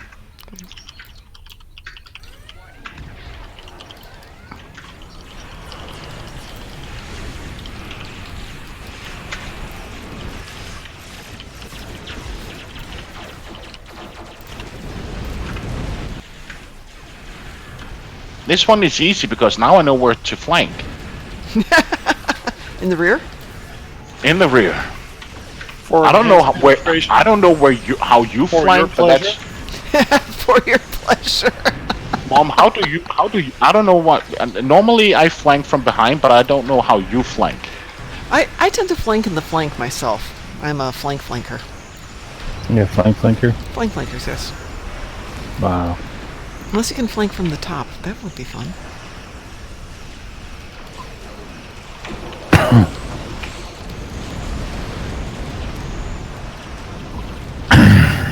Let's see if we can send some power out now.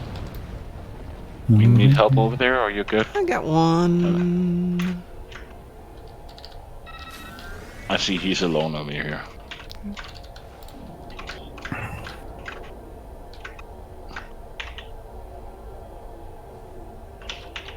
How come you have 3 left? There's 2 left. There it is. There's one back there. It's over on the far side. You got that one?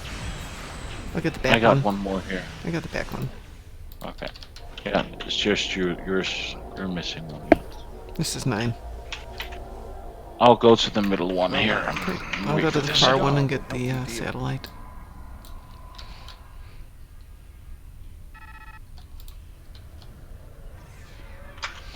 Okay, I've got the far left satellite.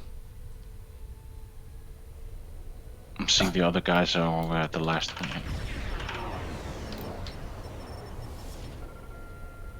The satellite is back online. We'll launch tractor mines against the Hurt ships. I don't think I...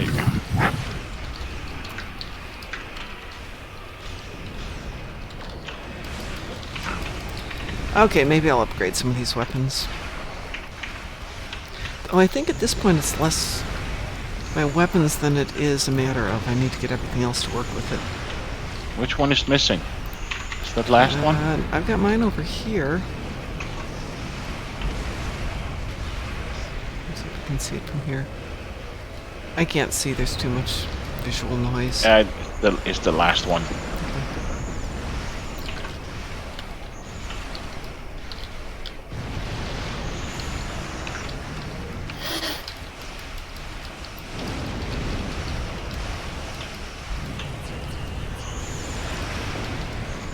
Oh, it's the one here in the middle.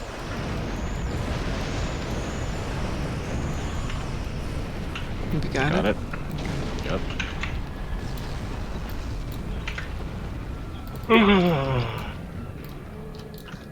It's almost 4:30. The refugee ships Yeah, are ready. you're up late again. Yeah. Well, I slept late. I actually slept late too. I was gonna get up at like 3 this morning and do my 20-hour cooldown. I thought, I really can't stand the thought of having to zip around to all these different places and figure that out at 3 in the morning, so screw it, I'll go to bed. Stay asleep for a while. Head to escape route Beta. Protect the refugee. I'll stay here in Beta. Okay, Who said? I'll get the alpha side of it though. Since there's a Yeah, but Alpha doesn't pop up yet. I know, I'm getting the alpha side of beta. The ones that are over on my side I'll come and get. The beta side of alpha. Yeah. Where's, I think I'm gonna help out as opposed to the alpha side of gamma. You're right. Yeah. Well, there is an alpha side of gamma too. The gamma side I'll of go out epsilon. and help this guy over here. I'll just kill these things that are in my way. You know what? I think we're just going to drop the Omega and be done with it. No, because then you gotta go to the Aleph. And that just starts the whole thing all over again. That was a bigger number.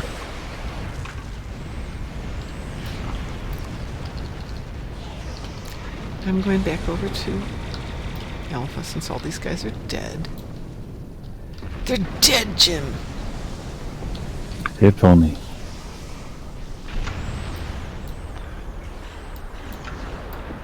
He's dead, Jim. Dead, Jim. It's worse than that. He's dead, Jim, dead, Jim, dead, Jim. Zero Noah, hello, hello. How are you tonight?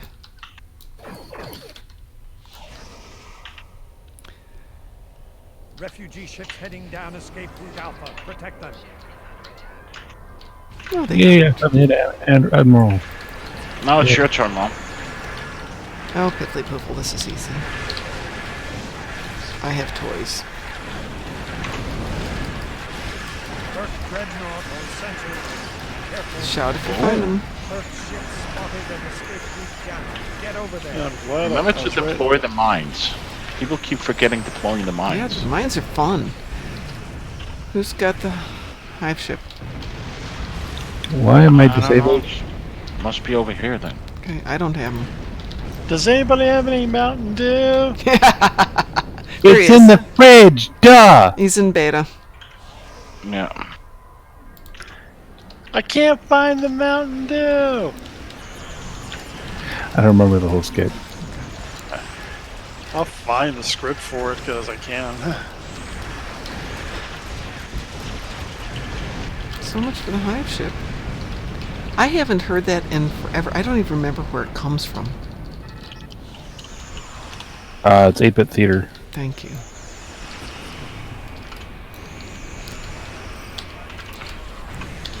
It's rare that I go to visit my son where that doesn't pop up because invariably Either we'll be playing Warhammer at a store, or people come over afterwards and we're playing some game. And it's just nerd central for us, or geek central, depending on what we're playing. Protect the refugee ships.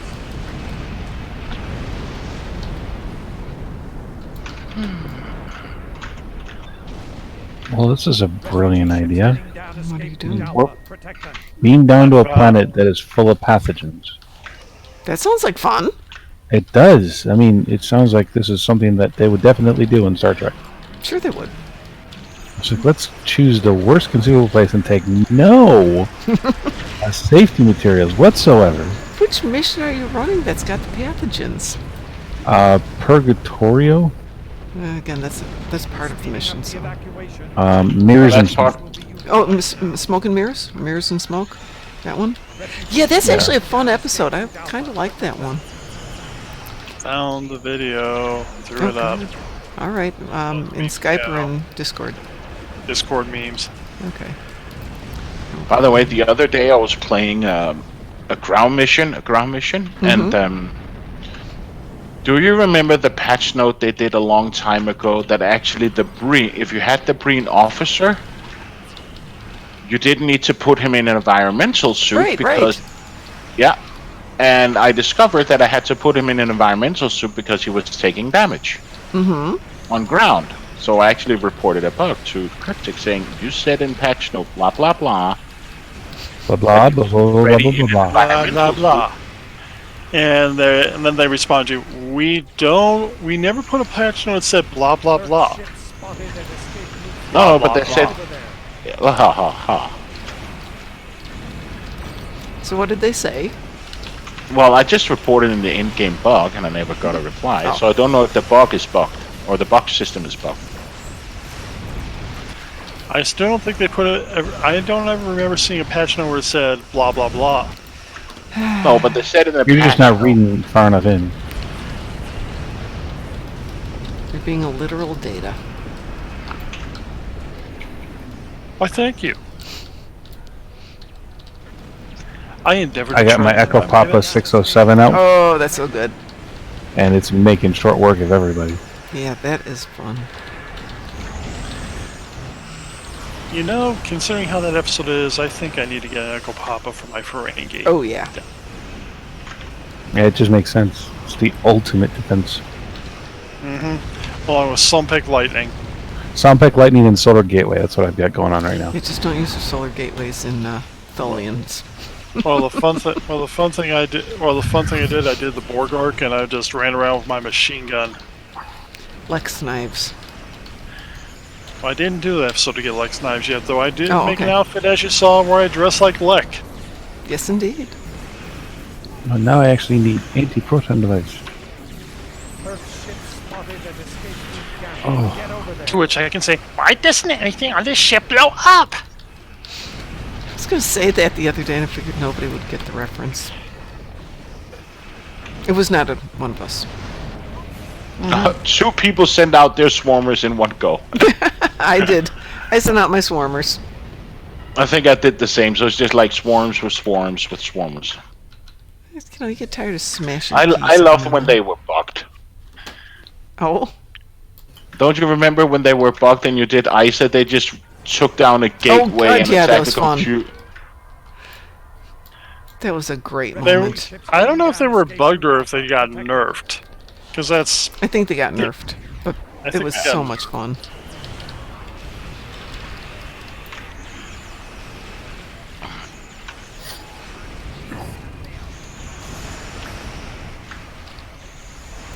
I even think DPS League actually rejected uploads if you had used the. Yeah, they said they were going to. I don't know if they did, but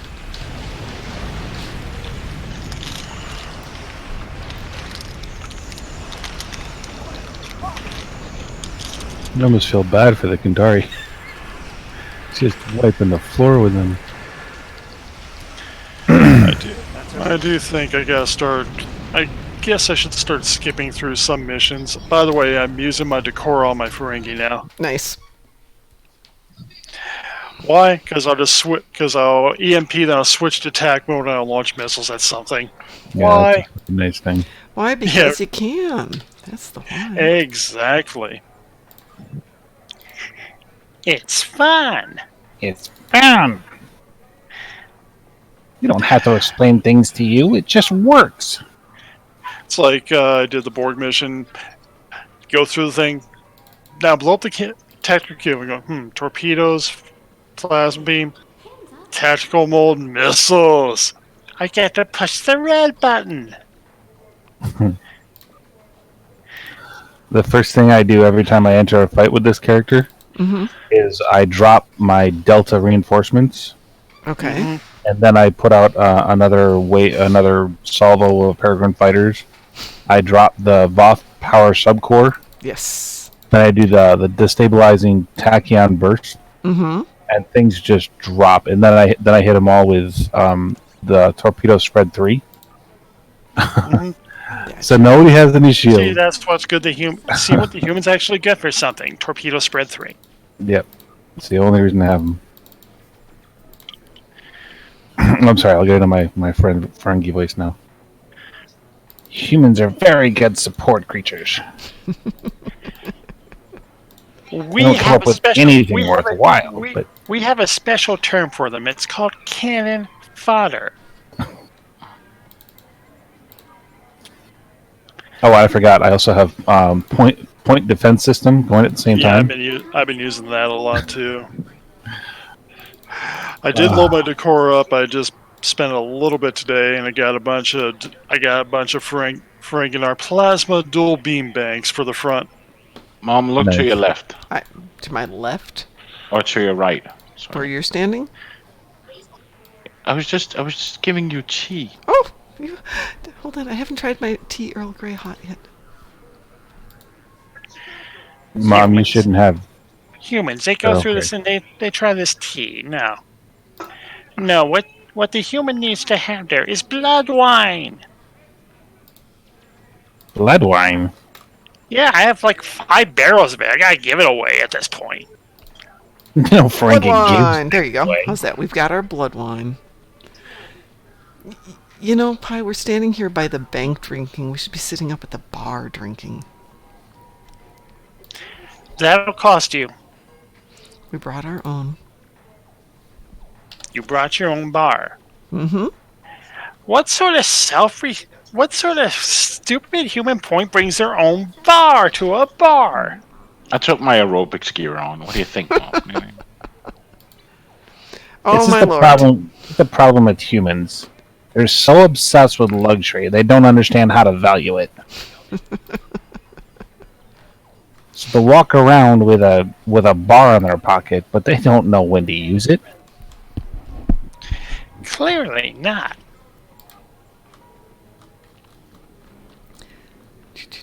Where the heck is that? This universe would be a lot better if people realize the value in profit.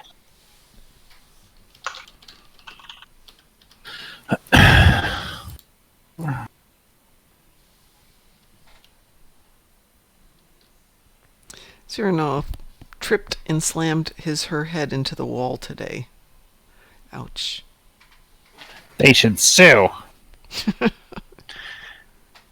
I have a cousin who's a great attorney. He can get you your own starship by the time we're done with the settlement. You might even get a moon out of it. Quite possible. Mom, didn't you say you would run the mission today on stream? I lied. Okay. Yeah, no, I was going to, but I thought I love it. I lied. I thought it'd be easier to run it when, like, I'm doing it alone. So I thought maybe I'll just do it tomorrow morning before everybody gets up. But tomorrow morning you're going to get up and Ed's going to be on, and you're going to do stuff with Ed, and you're not going to run the mission. And then by the time you get all this done, the mission will be done. And like any human, you have waited too long, and it's going to cost you a premium.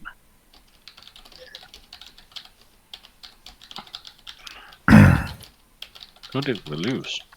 Qantas? Yeah. I did lose, maybe. I mean, look at this. I'm fighting the Zentar Dreadnought. It's me versus him and like 15 other ships.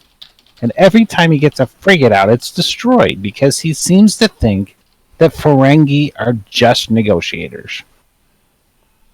You want to go, Mom? Hang on one sec.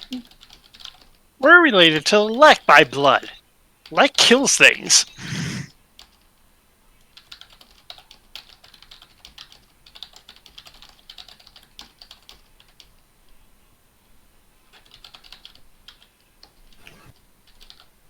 How are you going to spend your winnings?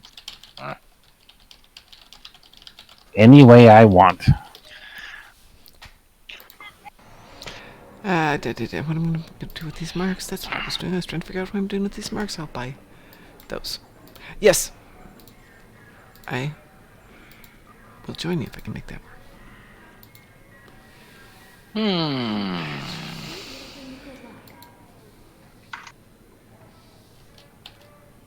Oh, silly, silly humans, thinking all of that work went into taking down my shields. One button and they're right back to full. Oh, sorry. Silly humans. They're so sad. And they obviously don't have the lobes for business. Yeah, wait for Ed to come online.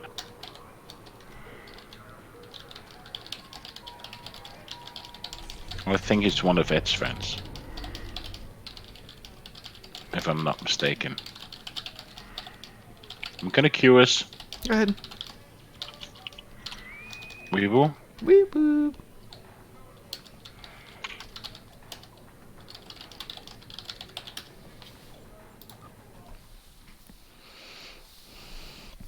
The big bosses are in from Germany all of next week. Bug Hunt. Okay. I'm Lieutenant John Van. My boss is from Germany too. Well, they're going to come into the States next week. What have I got here? That's an okay one. It's not my favorite one. We'll go that way. Oh, do I want to do that? Yeah. Do I? Do I? No, let's see. We'll go that way. Okay. So I'm sure I'm not involved in any of the things they're doing. But they don't have to know I can understand German well. There are Klingon buffs with space abilities. How can I get them?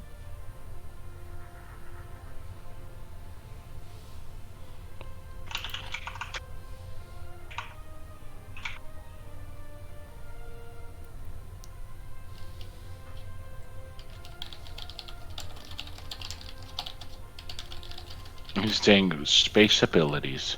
Mm-hmm.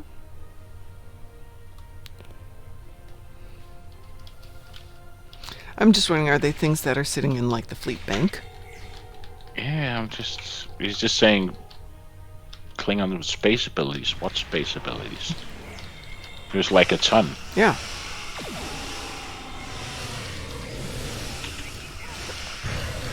Okay. So I'll be back here in a bit. Okay. Enjoy.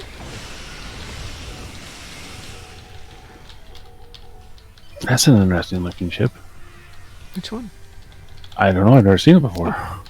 Well, you can click on it and hit info and see what it is. Well, not in a cutscene, I can't. Oh, okay, sorry. I didn't know it was a cutscene. Obstacle clear. Yeah, it's not available. I can't click on it now.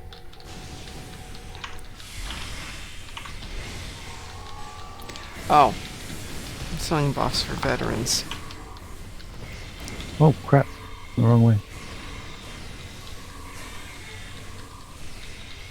There are Nausicaans and Klingon in medical bay by selling buffs. Well, if he's a veteran, he should be able to buy them, but if he's not a veteran, they may not be available. Fire in the hole. There are some perks for 700-day veterans. God, that's old. 700-day veterans back in the second year. I'm a 700-day veteran. I don't know if the 700-day veteran was just from the beginning dates, or what that applies to everybody who's been playing for 2 solid years is a 700-day veteran now.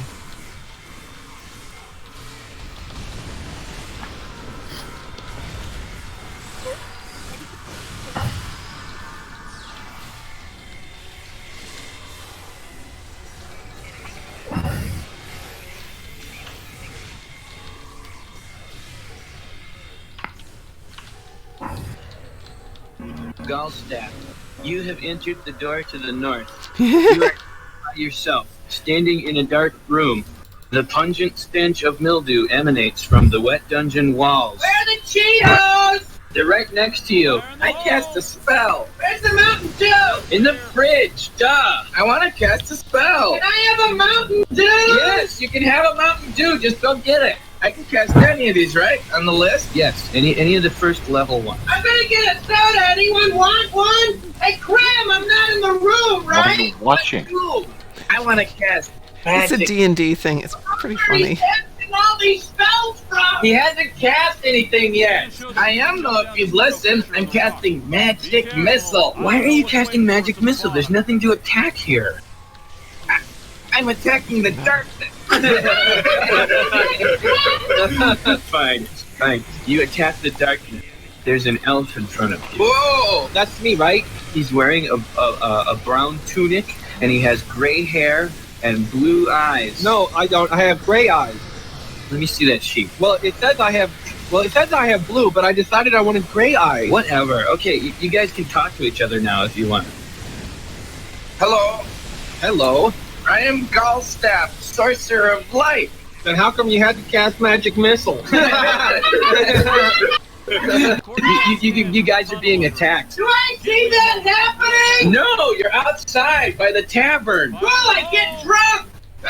There are 7 ogres surrounding you. How could they surround us? I had Mordenkainen's magical watchdog cast. No, you didn't. I'm getting drunk. Are there any girls there? I totally did. You asked me if I wanted any equipment before this adventure, and I said no. But I need material components for all my spells. So I cast Mordenkainen's faithful watchdog. But you never actually cast it. Roll the dice to see if I'm getting drunk.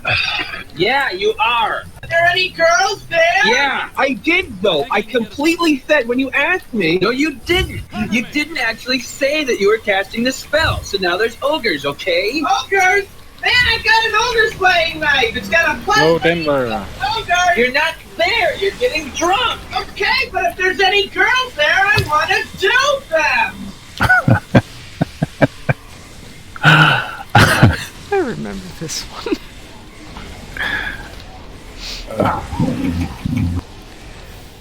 And that's when I began to realize, uh-oh, I'm one of those people. I'm definitely one of those people. Did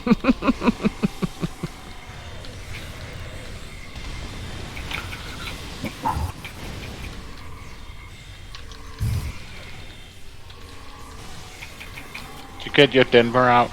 Oh, I don't have my Denver out. Hang on. Denver's out.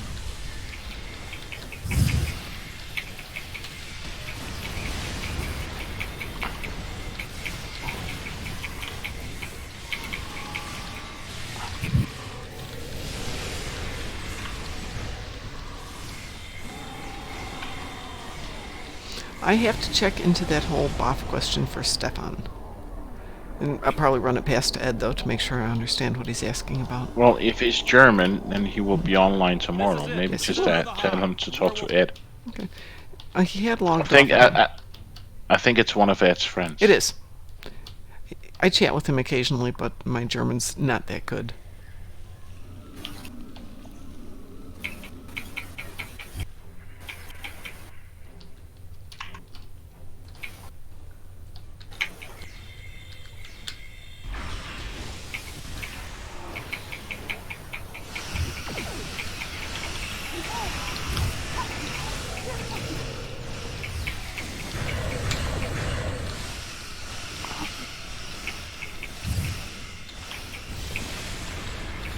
Yeah, Soundpack Lightning works on the spawn mother too pretty well. Mm-hmm. And that's that. I just leave the map whenever it's killed.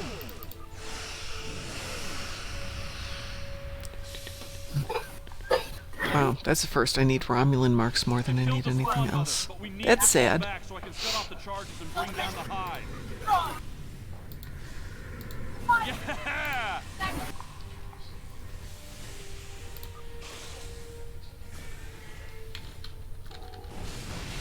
What do I need for this too? No, I don't need fleet marks. No.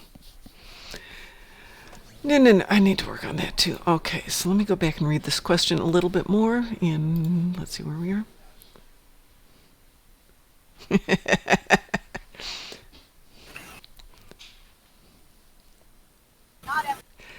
Yeah, Zero, no, I do martial arts, and I occasionally will be practicing, and I'll be in the house and practice and kind of misjudge the distance between my foot and the extremely heavy oak table that I kicked and busted up my left foot really, really, really badly. Where you get human buffs and an extra slot for Klingons with ACC. Okay. Let's do this.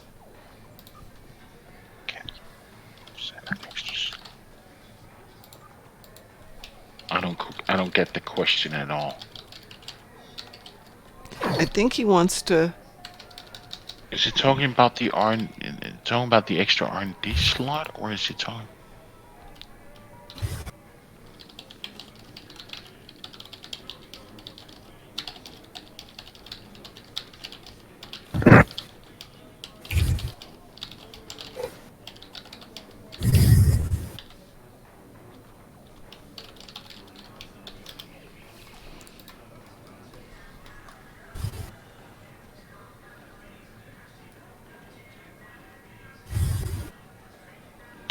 Kentari mass-produced missile launcher. I've never seen that before. Oh, that one is awesome. It is awesome.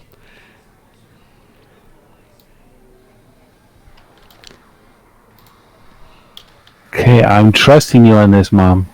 On the Kentari missiles? Get the Kentari missiles. I'm trusting you. You can trust me on this one. Ooh, House Martok Disruptor. That is good, but the Kentari missiles. Oh, I can get both. Yeah. House Martok's good stuff. Plus.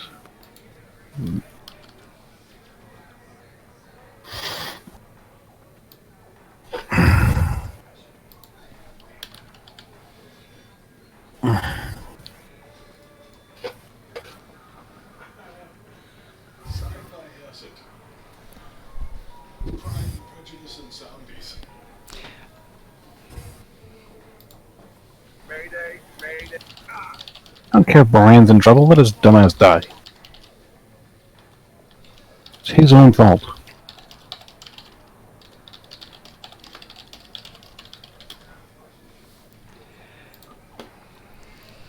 Alright. Klingan mochtar dachlich machuch muchle nis. Okay. Gesundheit. Man, my Klingon's bad. What did you just show my mother? You can say anything you want about my mother, but not his.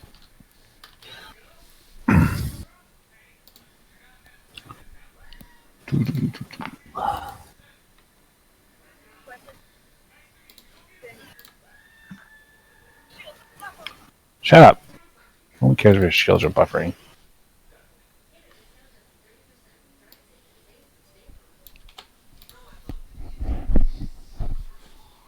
Yeah, that's not what I want to translate.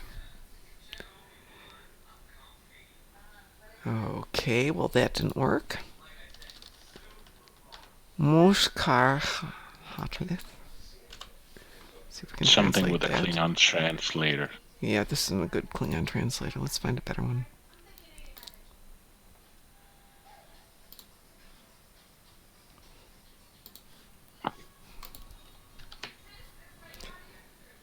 No, we said not become a Klingon translator. I must.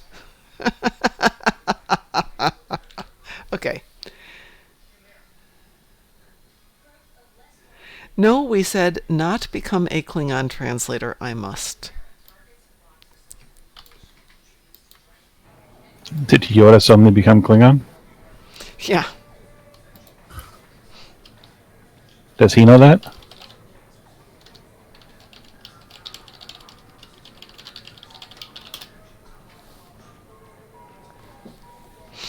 I put that in there.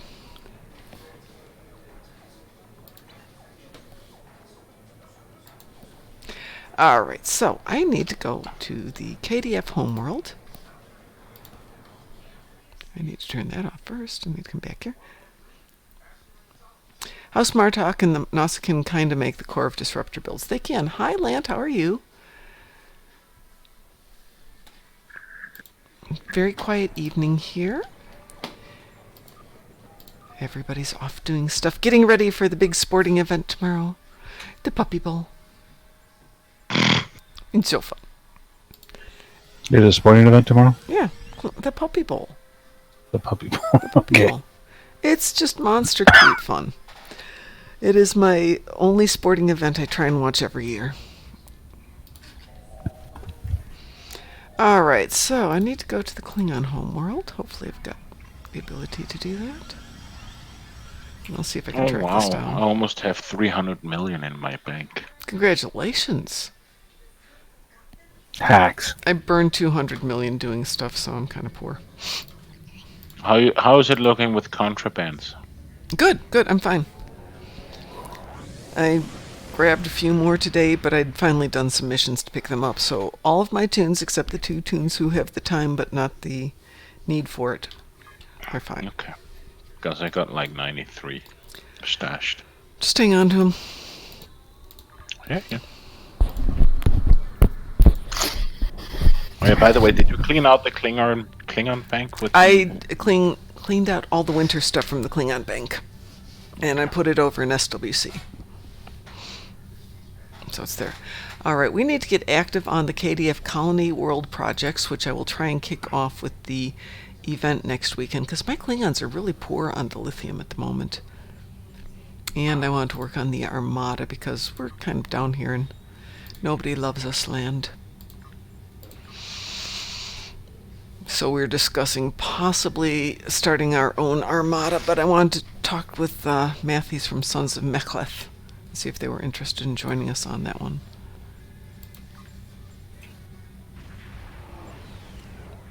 Matthews is the only one who seems to be on a lot. Oh no, there's Cutter Cobra, Summerfire, Cold Winter Sky. Oh, they've got a player who hasn't been on since 2017. Most of their players haven't been on since 2018. Not that I would ever suggest he give up his fleet or anything, but maybe he'd like to move his fleet with us or take on a higher position here.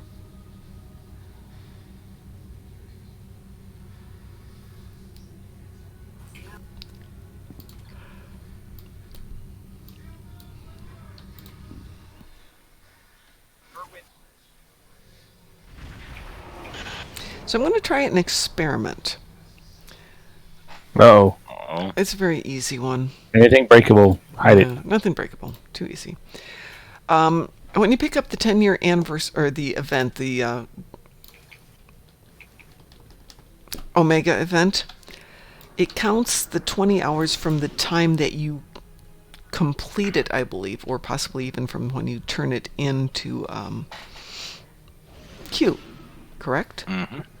Okay, so that means if I'm going to try and do the 20-hour cooldown, if I do everything except the last part of it and just finish that and turn it into Q, it'll count down from that moment, right? I think that wasn't that the same thing you could do last time where they ran the Ilachi thing where you could play the mission again and just have it in queue. Yeah, and that's what it did. Right, and then all you have to do is basically in this case in 5 hours, which will be 2 in the morning, get up, turn it in. Yeah.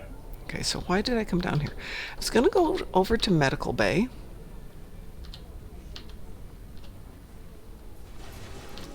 After I'm done running into walls.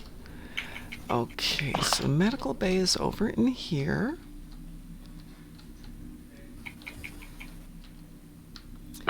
Okay, so what Stefan said was there's a Nausicaan and a Klingon.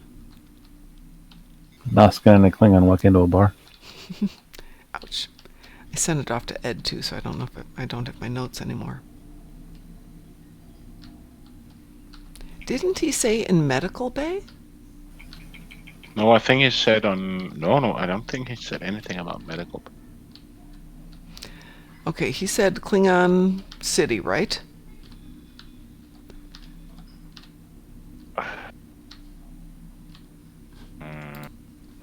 Is there something about a Nausicaan, something with an extra slot for something? I didn't quite get whatever. Neither did I. I've already forwarded the whole thing on to. I think it because he used the Google Translate to maybe translate his question. That's why it doesn't really make much sense. Okay.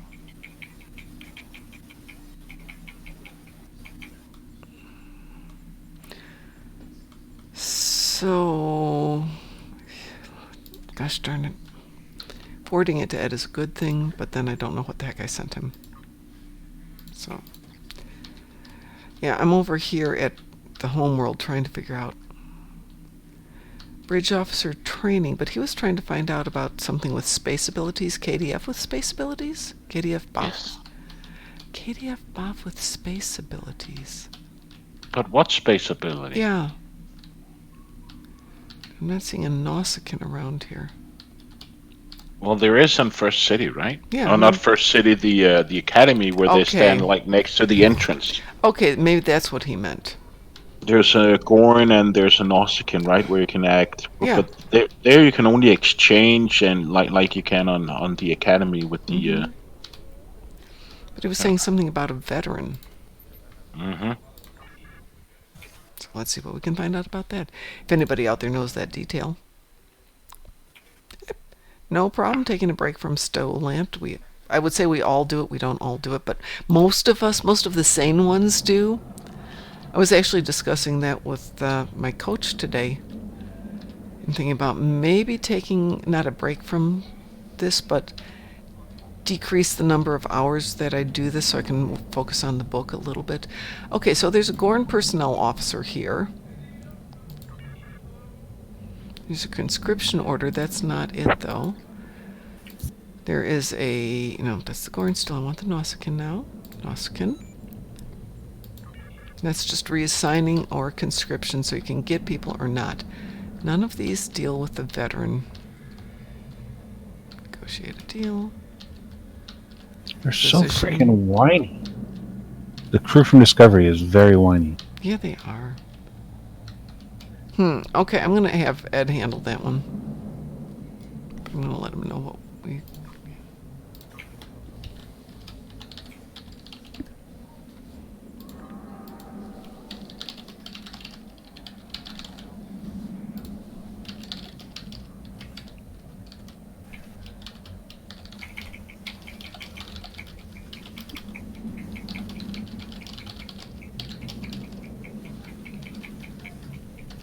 You writing to him? Yes. Okay.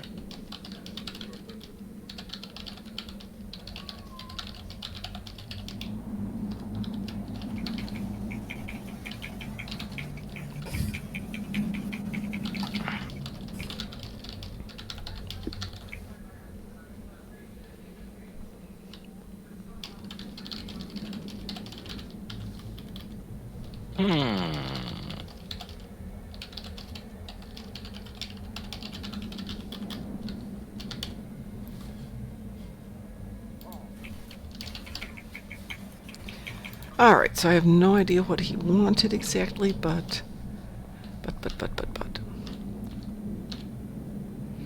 This is what I hate about when they updated the mission journal for new when you have a new tune, that you just get keeping hailed about, oh, do this mission, or by the way, I know. do this mission. So now your mission log is just full of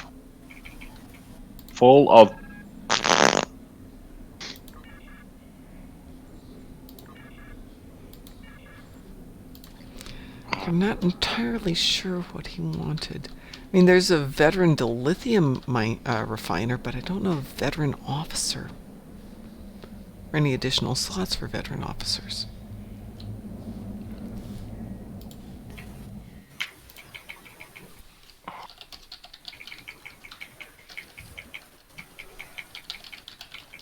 Or is he talking about the officer that gives you the trade slots? Or I can't figure. I don't quite understand his question. Neither do I, and I'm just going to ask Ed to give him a buzz in the morning, which I've already done. Because I hate it when I can't provide answers for people in the fleet. I think it's because it's a... Why is the sky blue? Well, actually, that's something that we like to call Rayleigh scattering. Rayleigh scattering, huh? Yeah. I believe that's the correct term for it. Yes, it is. Yeah. I've heard it pronounced Riley as well, along with Rayleigh. So. Or you can go with my mom's answer of because. Well, that always makes everything better. It didn't take me long to figure out because was she didn't have an answer.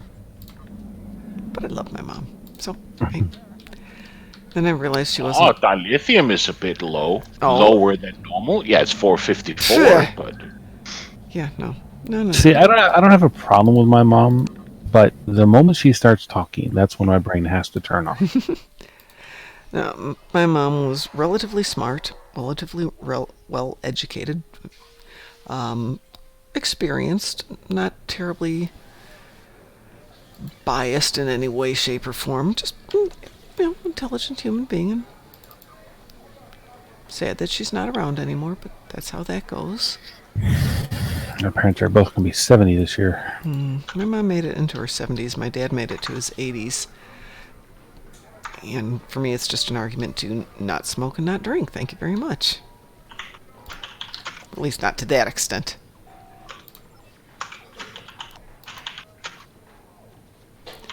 Do you see AFKers? How can you see them if they're AFK?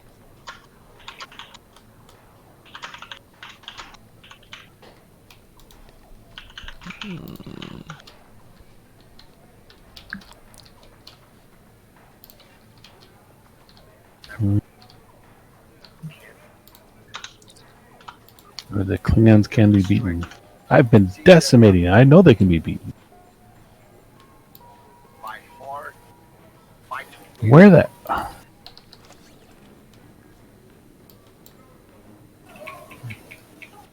Okay. You're gonna be so happy when you're done with the Delta arc. You are. And in a better mood. Oh, I am done with the Delta arc. Oh, you're done with it? Yeah, I beat it. Wee oh wee.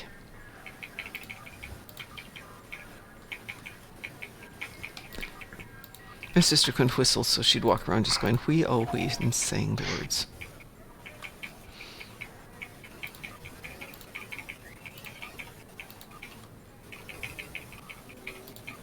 Who's button bashing? I am. Oh, okay.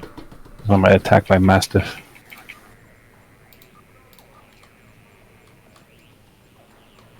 But yeah, it's really quiet today. It is. It's very quiet tonight. But I think it's because like Priority 1 and Timber... Well, there's not as many people in the game tonight if you look at this. The normal people that I chat with. Don Burrito's on, but he hasn't been up with a lot of party announcements. Vaughn is also not here. Jason is not here. Yeah, a lot of people aren't on tonight. Cody's not here. Yep.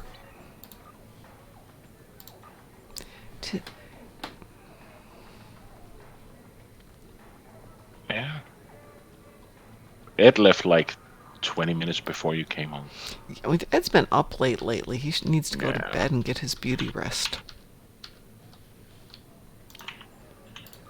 I need my Ed and my pie healthy. And you're keeping me up here? It's like 5 a.m. now. I'm not keeping you up. You're a big boy. In fact, I will make this easy because I'm going to go to bed very shortly. Well, I'm going to quit very shortly and go work on something else.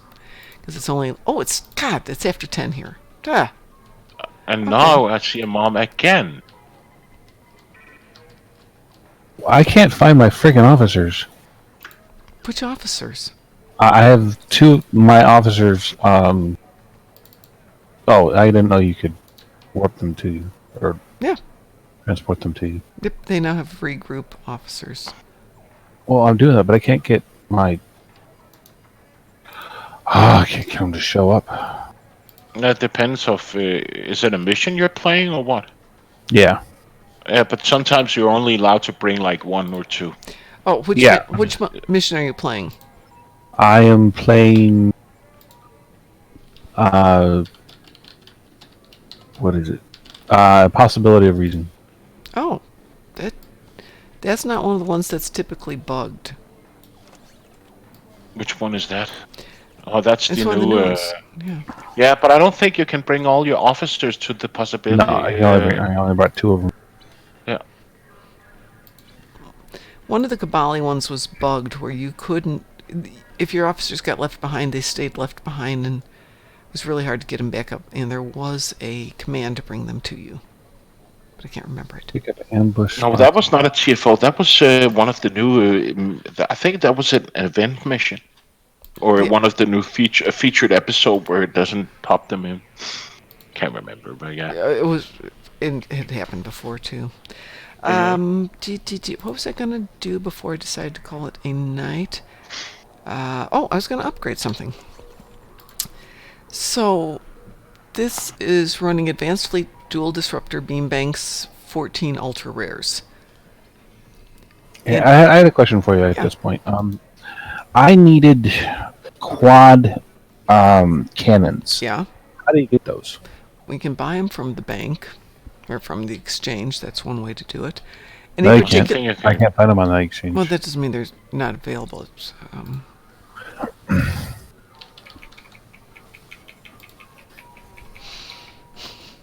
well, there's lots of quadro triticale. Let's see what else we got here. I also think you can also. I don't think you can craft them. Oh, you're right. Yeah. Oh, you can craft dual heavy cannons. Yeah, you can. But duals. He was looking for quads. Oh, quads? No, I think that's either in lockboxes or from ships. I will double check here. I know there is a quad phaser cannon from one of the ships. I guess you can't remember which ships it is. Which ship it is. Quad cannons. I have the smallest variant.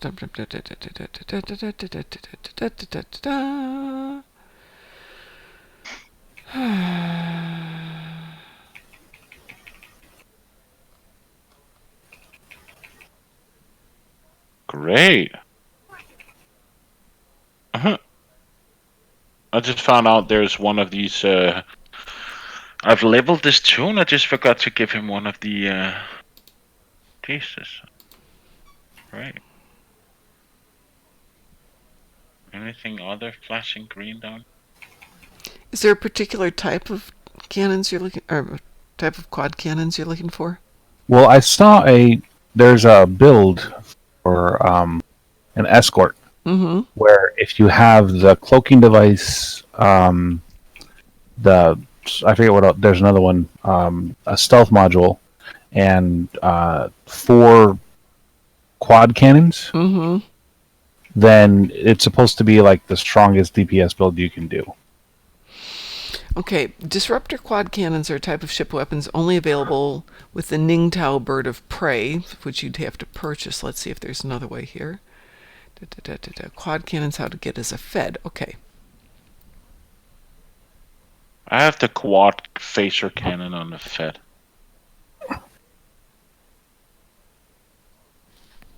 I haven't heard about a disruptor, but yeah, there's so many ships.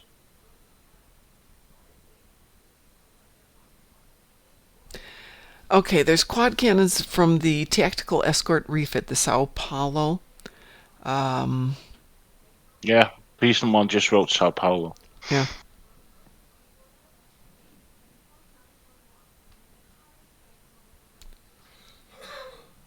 So that would be it from buying that ship. Okay.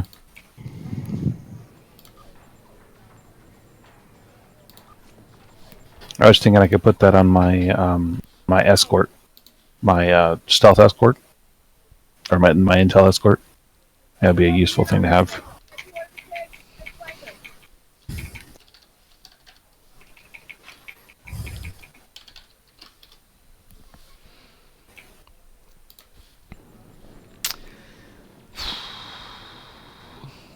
Sao Paulo's a tier 5. Hello? Hi, how are you? I'm fine. I just came on. It's just the Sao Paulo isn't a tier 5. What is it? It's either a tier 3 or tier 4. Okay. It's the Tactical Escort, right? Yes, it's the Defant. The cloaking there it device is. of tier 5. Okay. Oh. There's also the plasma ones that come off that are... It's in the same level as it. Okay. It's a Romulan, the Arcala. Oh, okay. Yeah, here it is.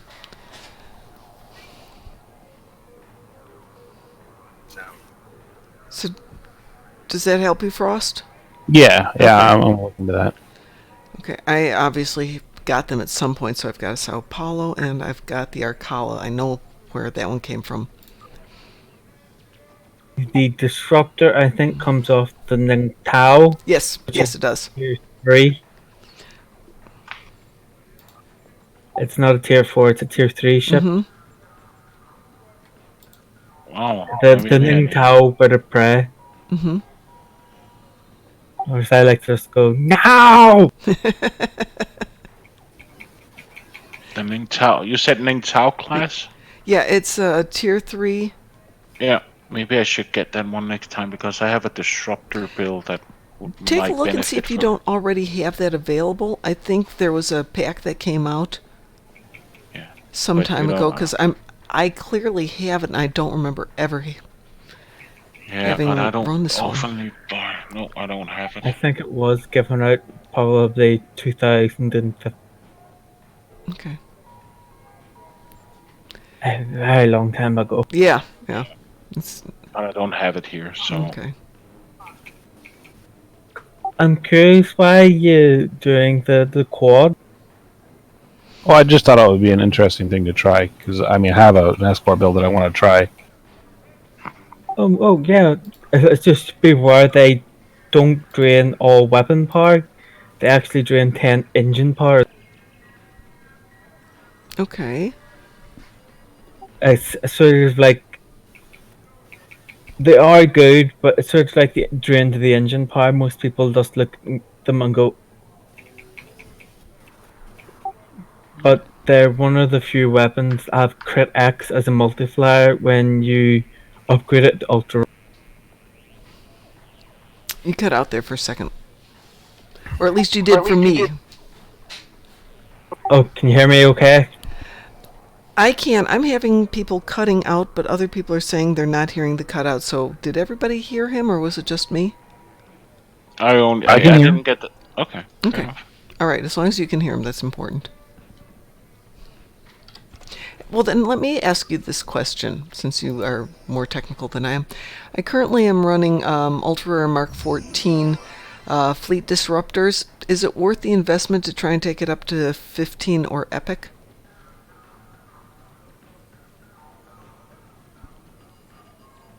You have beam arrays and dual beam. Dual beam banks. I have one beam array up there as well. You have 3 beam arrays in your aft as well. Yes. Are you broadsiding with that, or...? No, I rarely do broadsides. The ship's maneuverable enough to try and keep everything up front. And I'm happy to rearrange things. This was not a really complex build.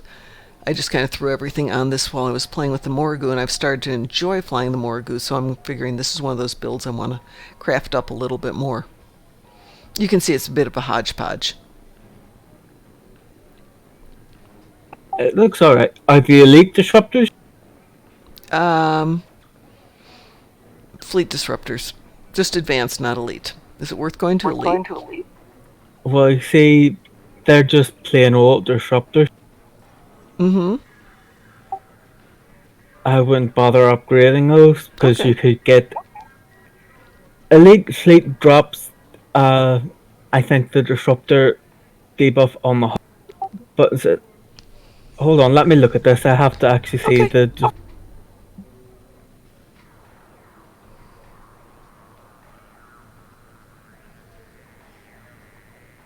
Your Federation aligned? This one's fed, yes. Then you won't have access to elite disruptors then. I think the next best ones are... This is... At the top, there is the D7 disruptors. Those are all beamer. Then there's the spiral wave disruptors. I've got those. Those are the tippy-toppy... Oh, nice. see. Yeah, I've got spiral waves. I've never upgraded the spirals on this one. Ultra rare to get Codex as well, Okay. which is critical chance and critical hit. Okay. What about for aft? Stick with disruptors, switch out to something else in terms of, what are these? These are beam arrays? Whatever floats your boat. Okay. With this You one... could- Go ahead. Sorry, go on ahead. No, you go ahead. You could put mines in there. I'm sorry, say again? You could put mines in your aft. Really? I've actually seen people do a lot of damage with mines. The problem with mines before is you couldn't get them to your target. Yeah. So they would likely expire. But since that relocate mines thing, you could put out an entire minefield and then just teleport it to your target. That would be fun. Got 2 sets of mines back there at the I moment. think I have seen a few people in PvP use mines. Really? Yeah, and it really hurts. Because if the mines can see straight through cloaks. And they'll just track you. And when you're cloaked, you have no shields. Oh my god, that would be fun. No, try me. That would be fun. I have an experimental build I've been just trying with the Atara Dread. It has 3 mines in the back. One's the modulating one's a regular old photon mine. Because you can, with attack pattern mine layer thing, you can layer in about 15 mines in one go. Wow. The dispersal patterns. It goes down the more powerful the mine. For example, a tricobalt can reduce 3. Back in the good old days, you could one-shot everything with 3 tricobalt mines. Jack Card, hi. How are you doing tonight?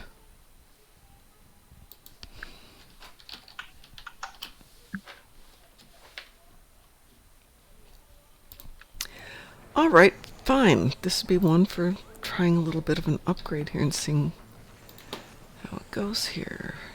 Actually, I've got a lot of stuff on here that needs an upgrade. You do know you can buy cannons of the spiral waves? Really? No, I didn't know that. Look in the dilithium store.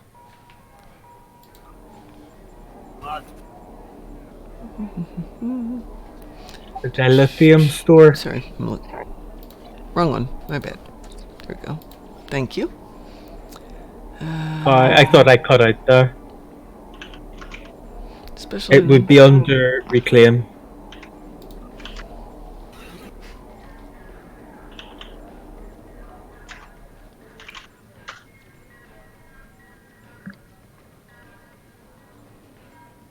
Oh my gosh, there are dual cannons there.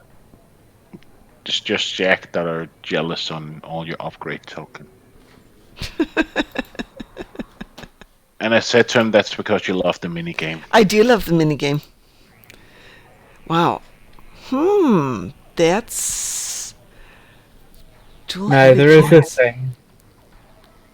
The damage comes from its output. For example, if you rapid fire a cannon, it will actually pulse more if it's a normal cannon than is a dual cannon. Okay. But the pulses will actually hit less. Why? Because the dual heavy hits harder, but it pulses less. But dual cannons, if you actually have a look at it, the dual heavy, the difference is it gets an innate critical damage.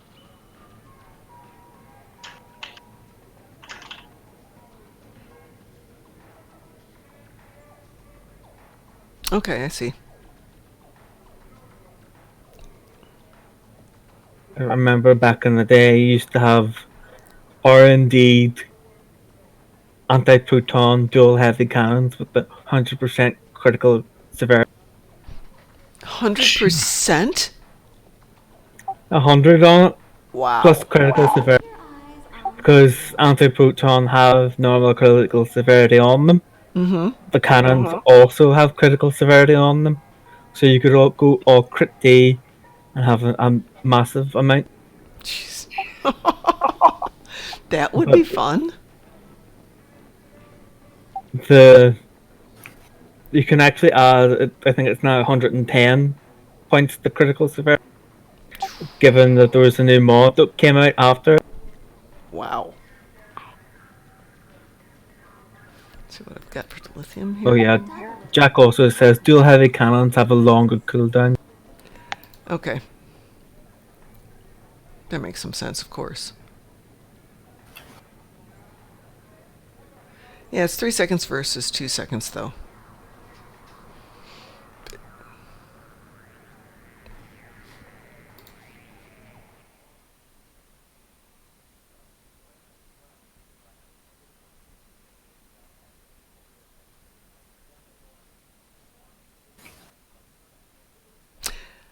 Good point about the Discovery consoles, Jack. I hadn't thought about that.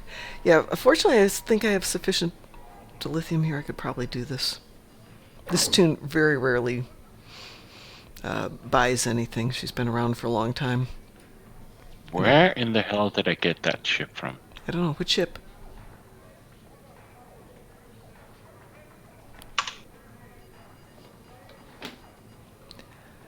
Oh, I have no idea. Did I get it in a lockbox? Maybe I did. T6? What ship is it? Jem'Hadar Heavy Strike Wing Escort. If I look on the exchange, it's 222 million. Well, that's nice. No idea where I got it from. Well, I haven't even seen that. That's the bug ship. That came out of an Infinity box, the R&D one. Really? Or maybe I got it from. I think I got it from. Yeah. No. I think I got it from a lockbox or something. Yeah, must have been. I thought that was the bug ship, but I actually think it's the escort version of the. You know the way there's the old Dreadnought carrier and the other one? Yeah, there he is. That's the other one. It confused me there for a bit because I remembered they all changed the names of the. It's the Heavy Strike Wing Escort Pie? Yeah, I think it's a Lobby ship. It's a Lobby ship. Yeah, that explains why I found it.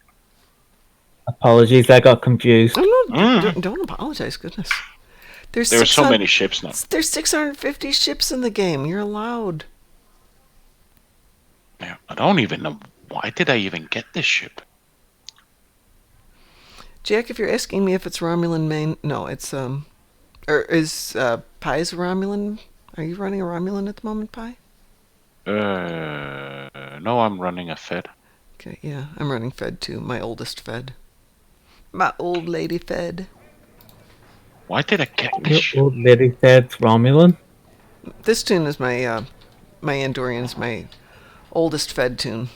Oh yeah, the ships got unlocked on Federation and going. Mm-hmm.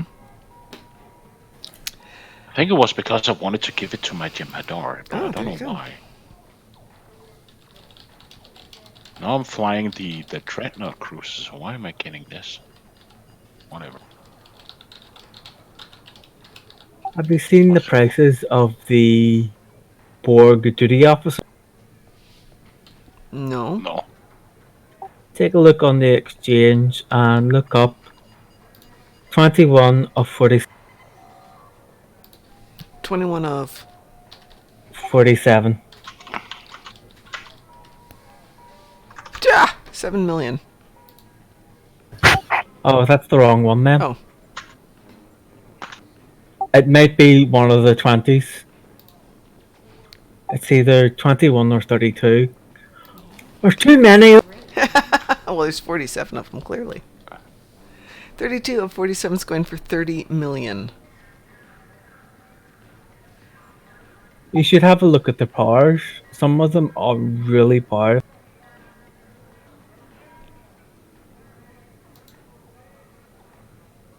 Strength 3 Unity. Improve ship statistics by using bridge officer abilities. This officer uses science and intelligence. Stacks with other instances of Strength 3 Unity, but not itself. 15% chance to improve critical severity by 20% for 30 seconds. And 30% chance to improve exotic damage by 25 for 30 seconds. Oh, you know who'd love that is Cygnus Alpha. There's one that actually boosts dots and exotic damage. Dots by 50%, exotic damage by 25%. Wow. You can have 3 of them. Oh, that would be fun. As if exotic damage needs more boosts at the moment.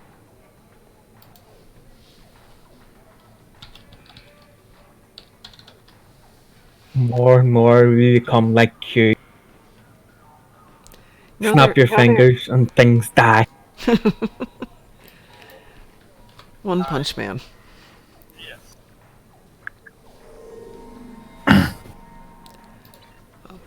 Well, folks, it has been a very long day. It's 10:30 here in lovely Chicagoland. I'm going to go to bed. And it's 5:30 here. And it's 5:30 there. You need to go to bed. Let's see.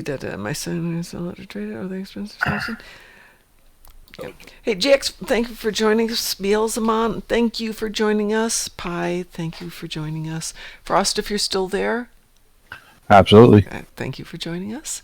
Appreciate you all being here tonight. I know it's been quiet. I will be on tomorrow morning to do kind of a tutorial on Omega mining, since obviously I love Omega mining. And to run through the first of the 2 new missions, which I have not done yet. Pi, I expect you'll be in bed. You're a disgrace. Yeah, I know I'm a disgrace. It's the damn job. You know, I've just got to figure out. We sold another 2 books, so I can't argue because I got another $11 in royalties. Woohoo! Oh, wow. I have to send half of it off to DT, though, since half of it's his. So thank you all very much for joining us tonight. Thank you for all the advice on the ship equipment, and I'll start playing with this tomorrow morning, do some upgrades and some purchases, since I didn't realize I had $1 million into lithium, so I can invest a bit here.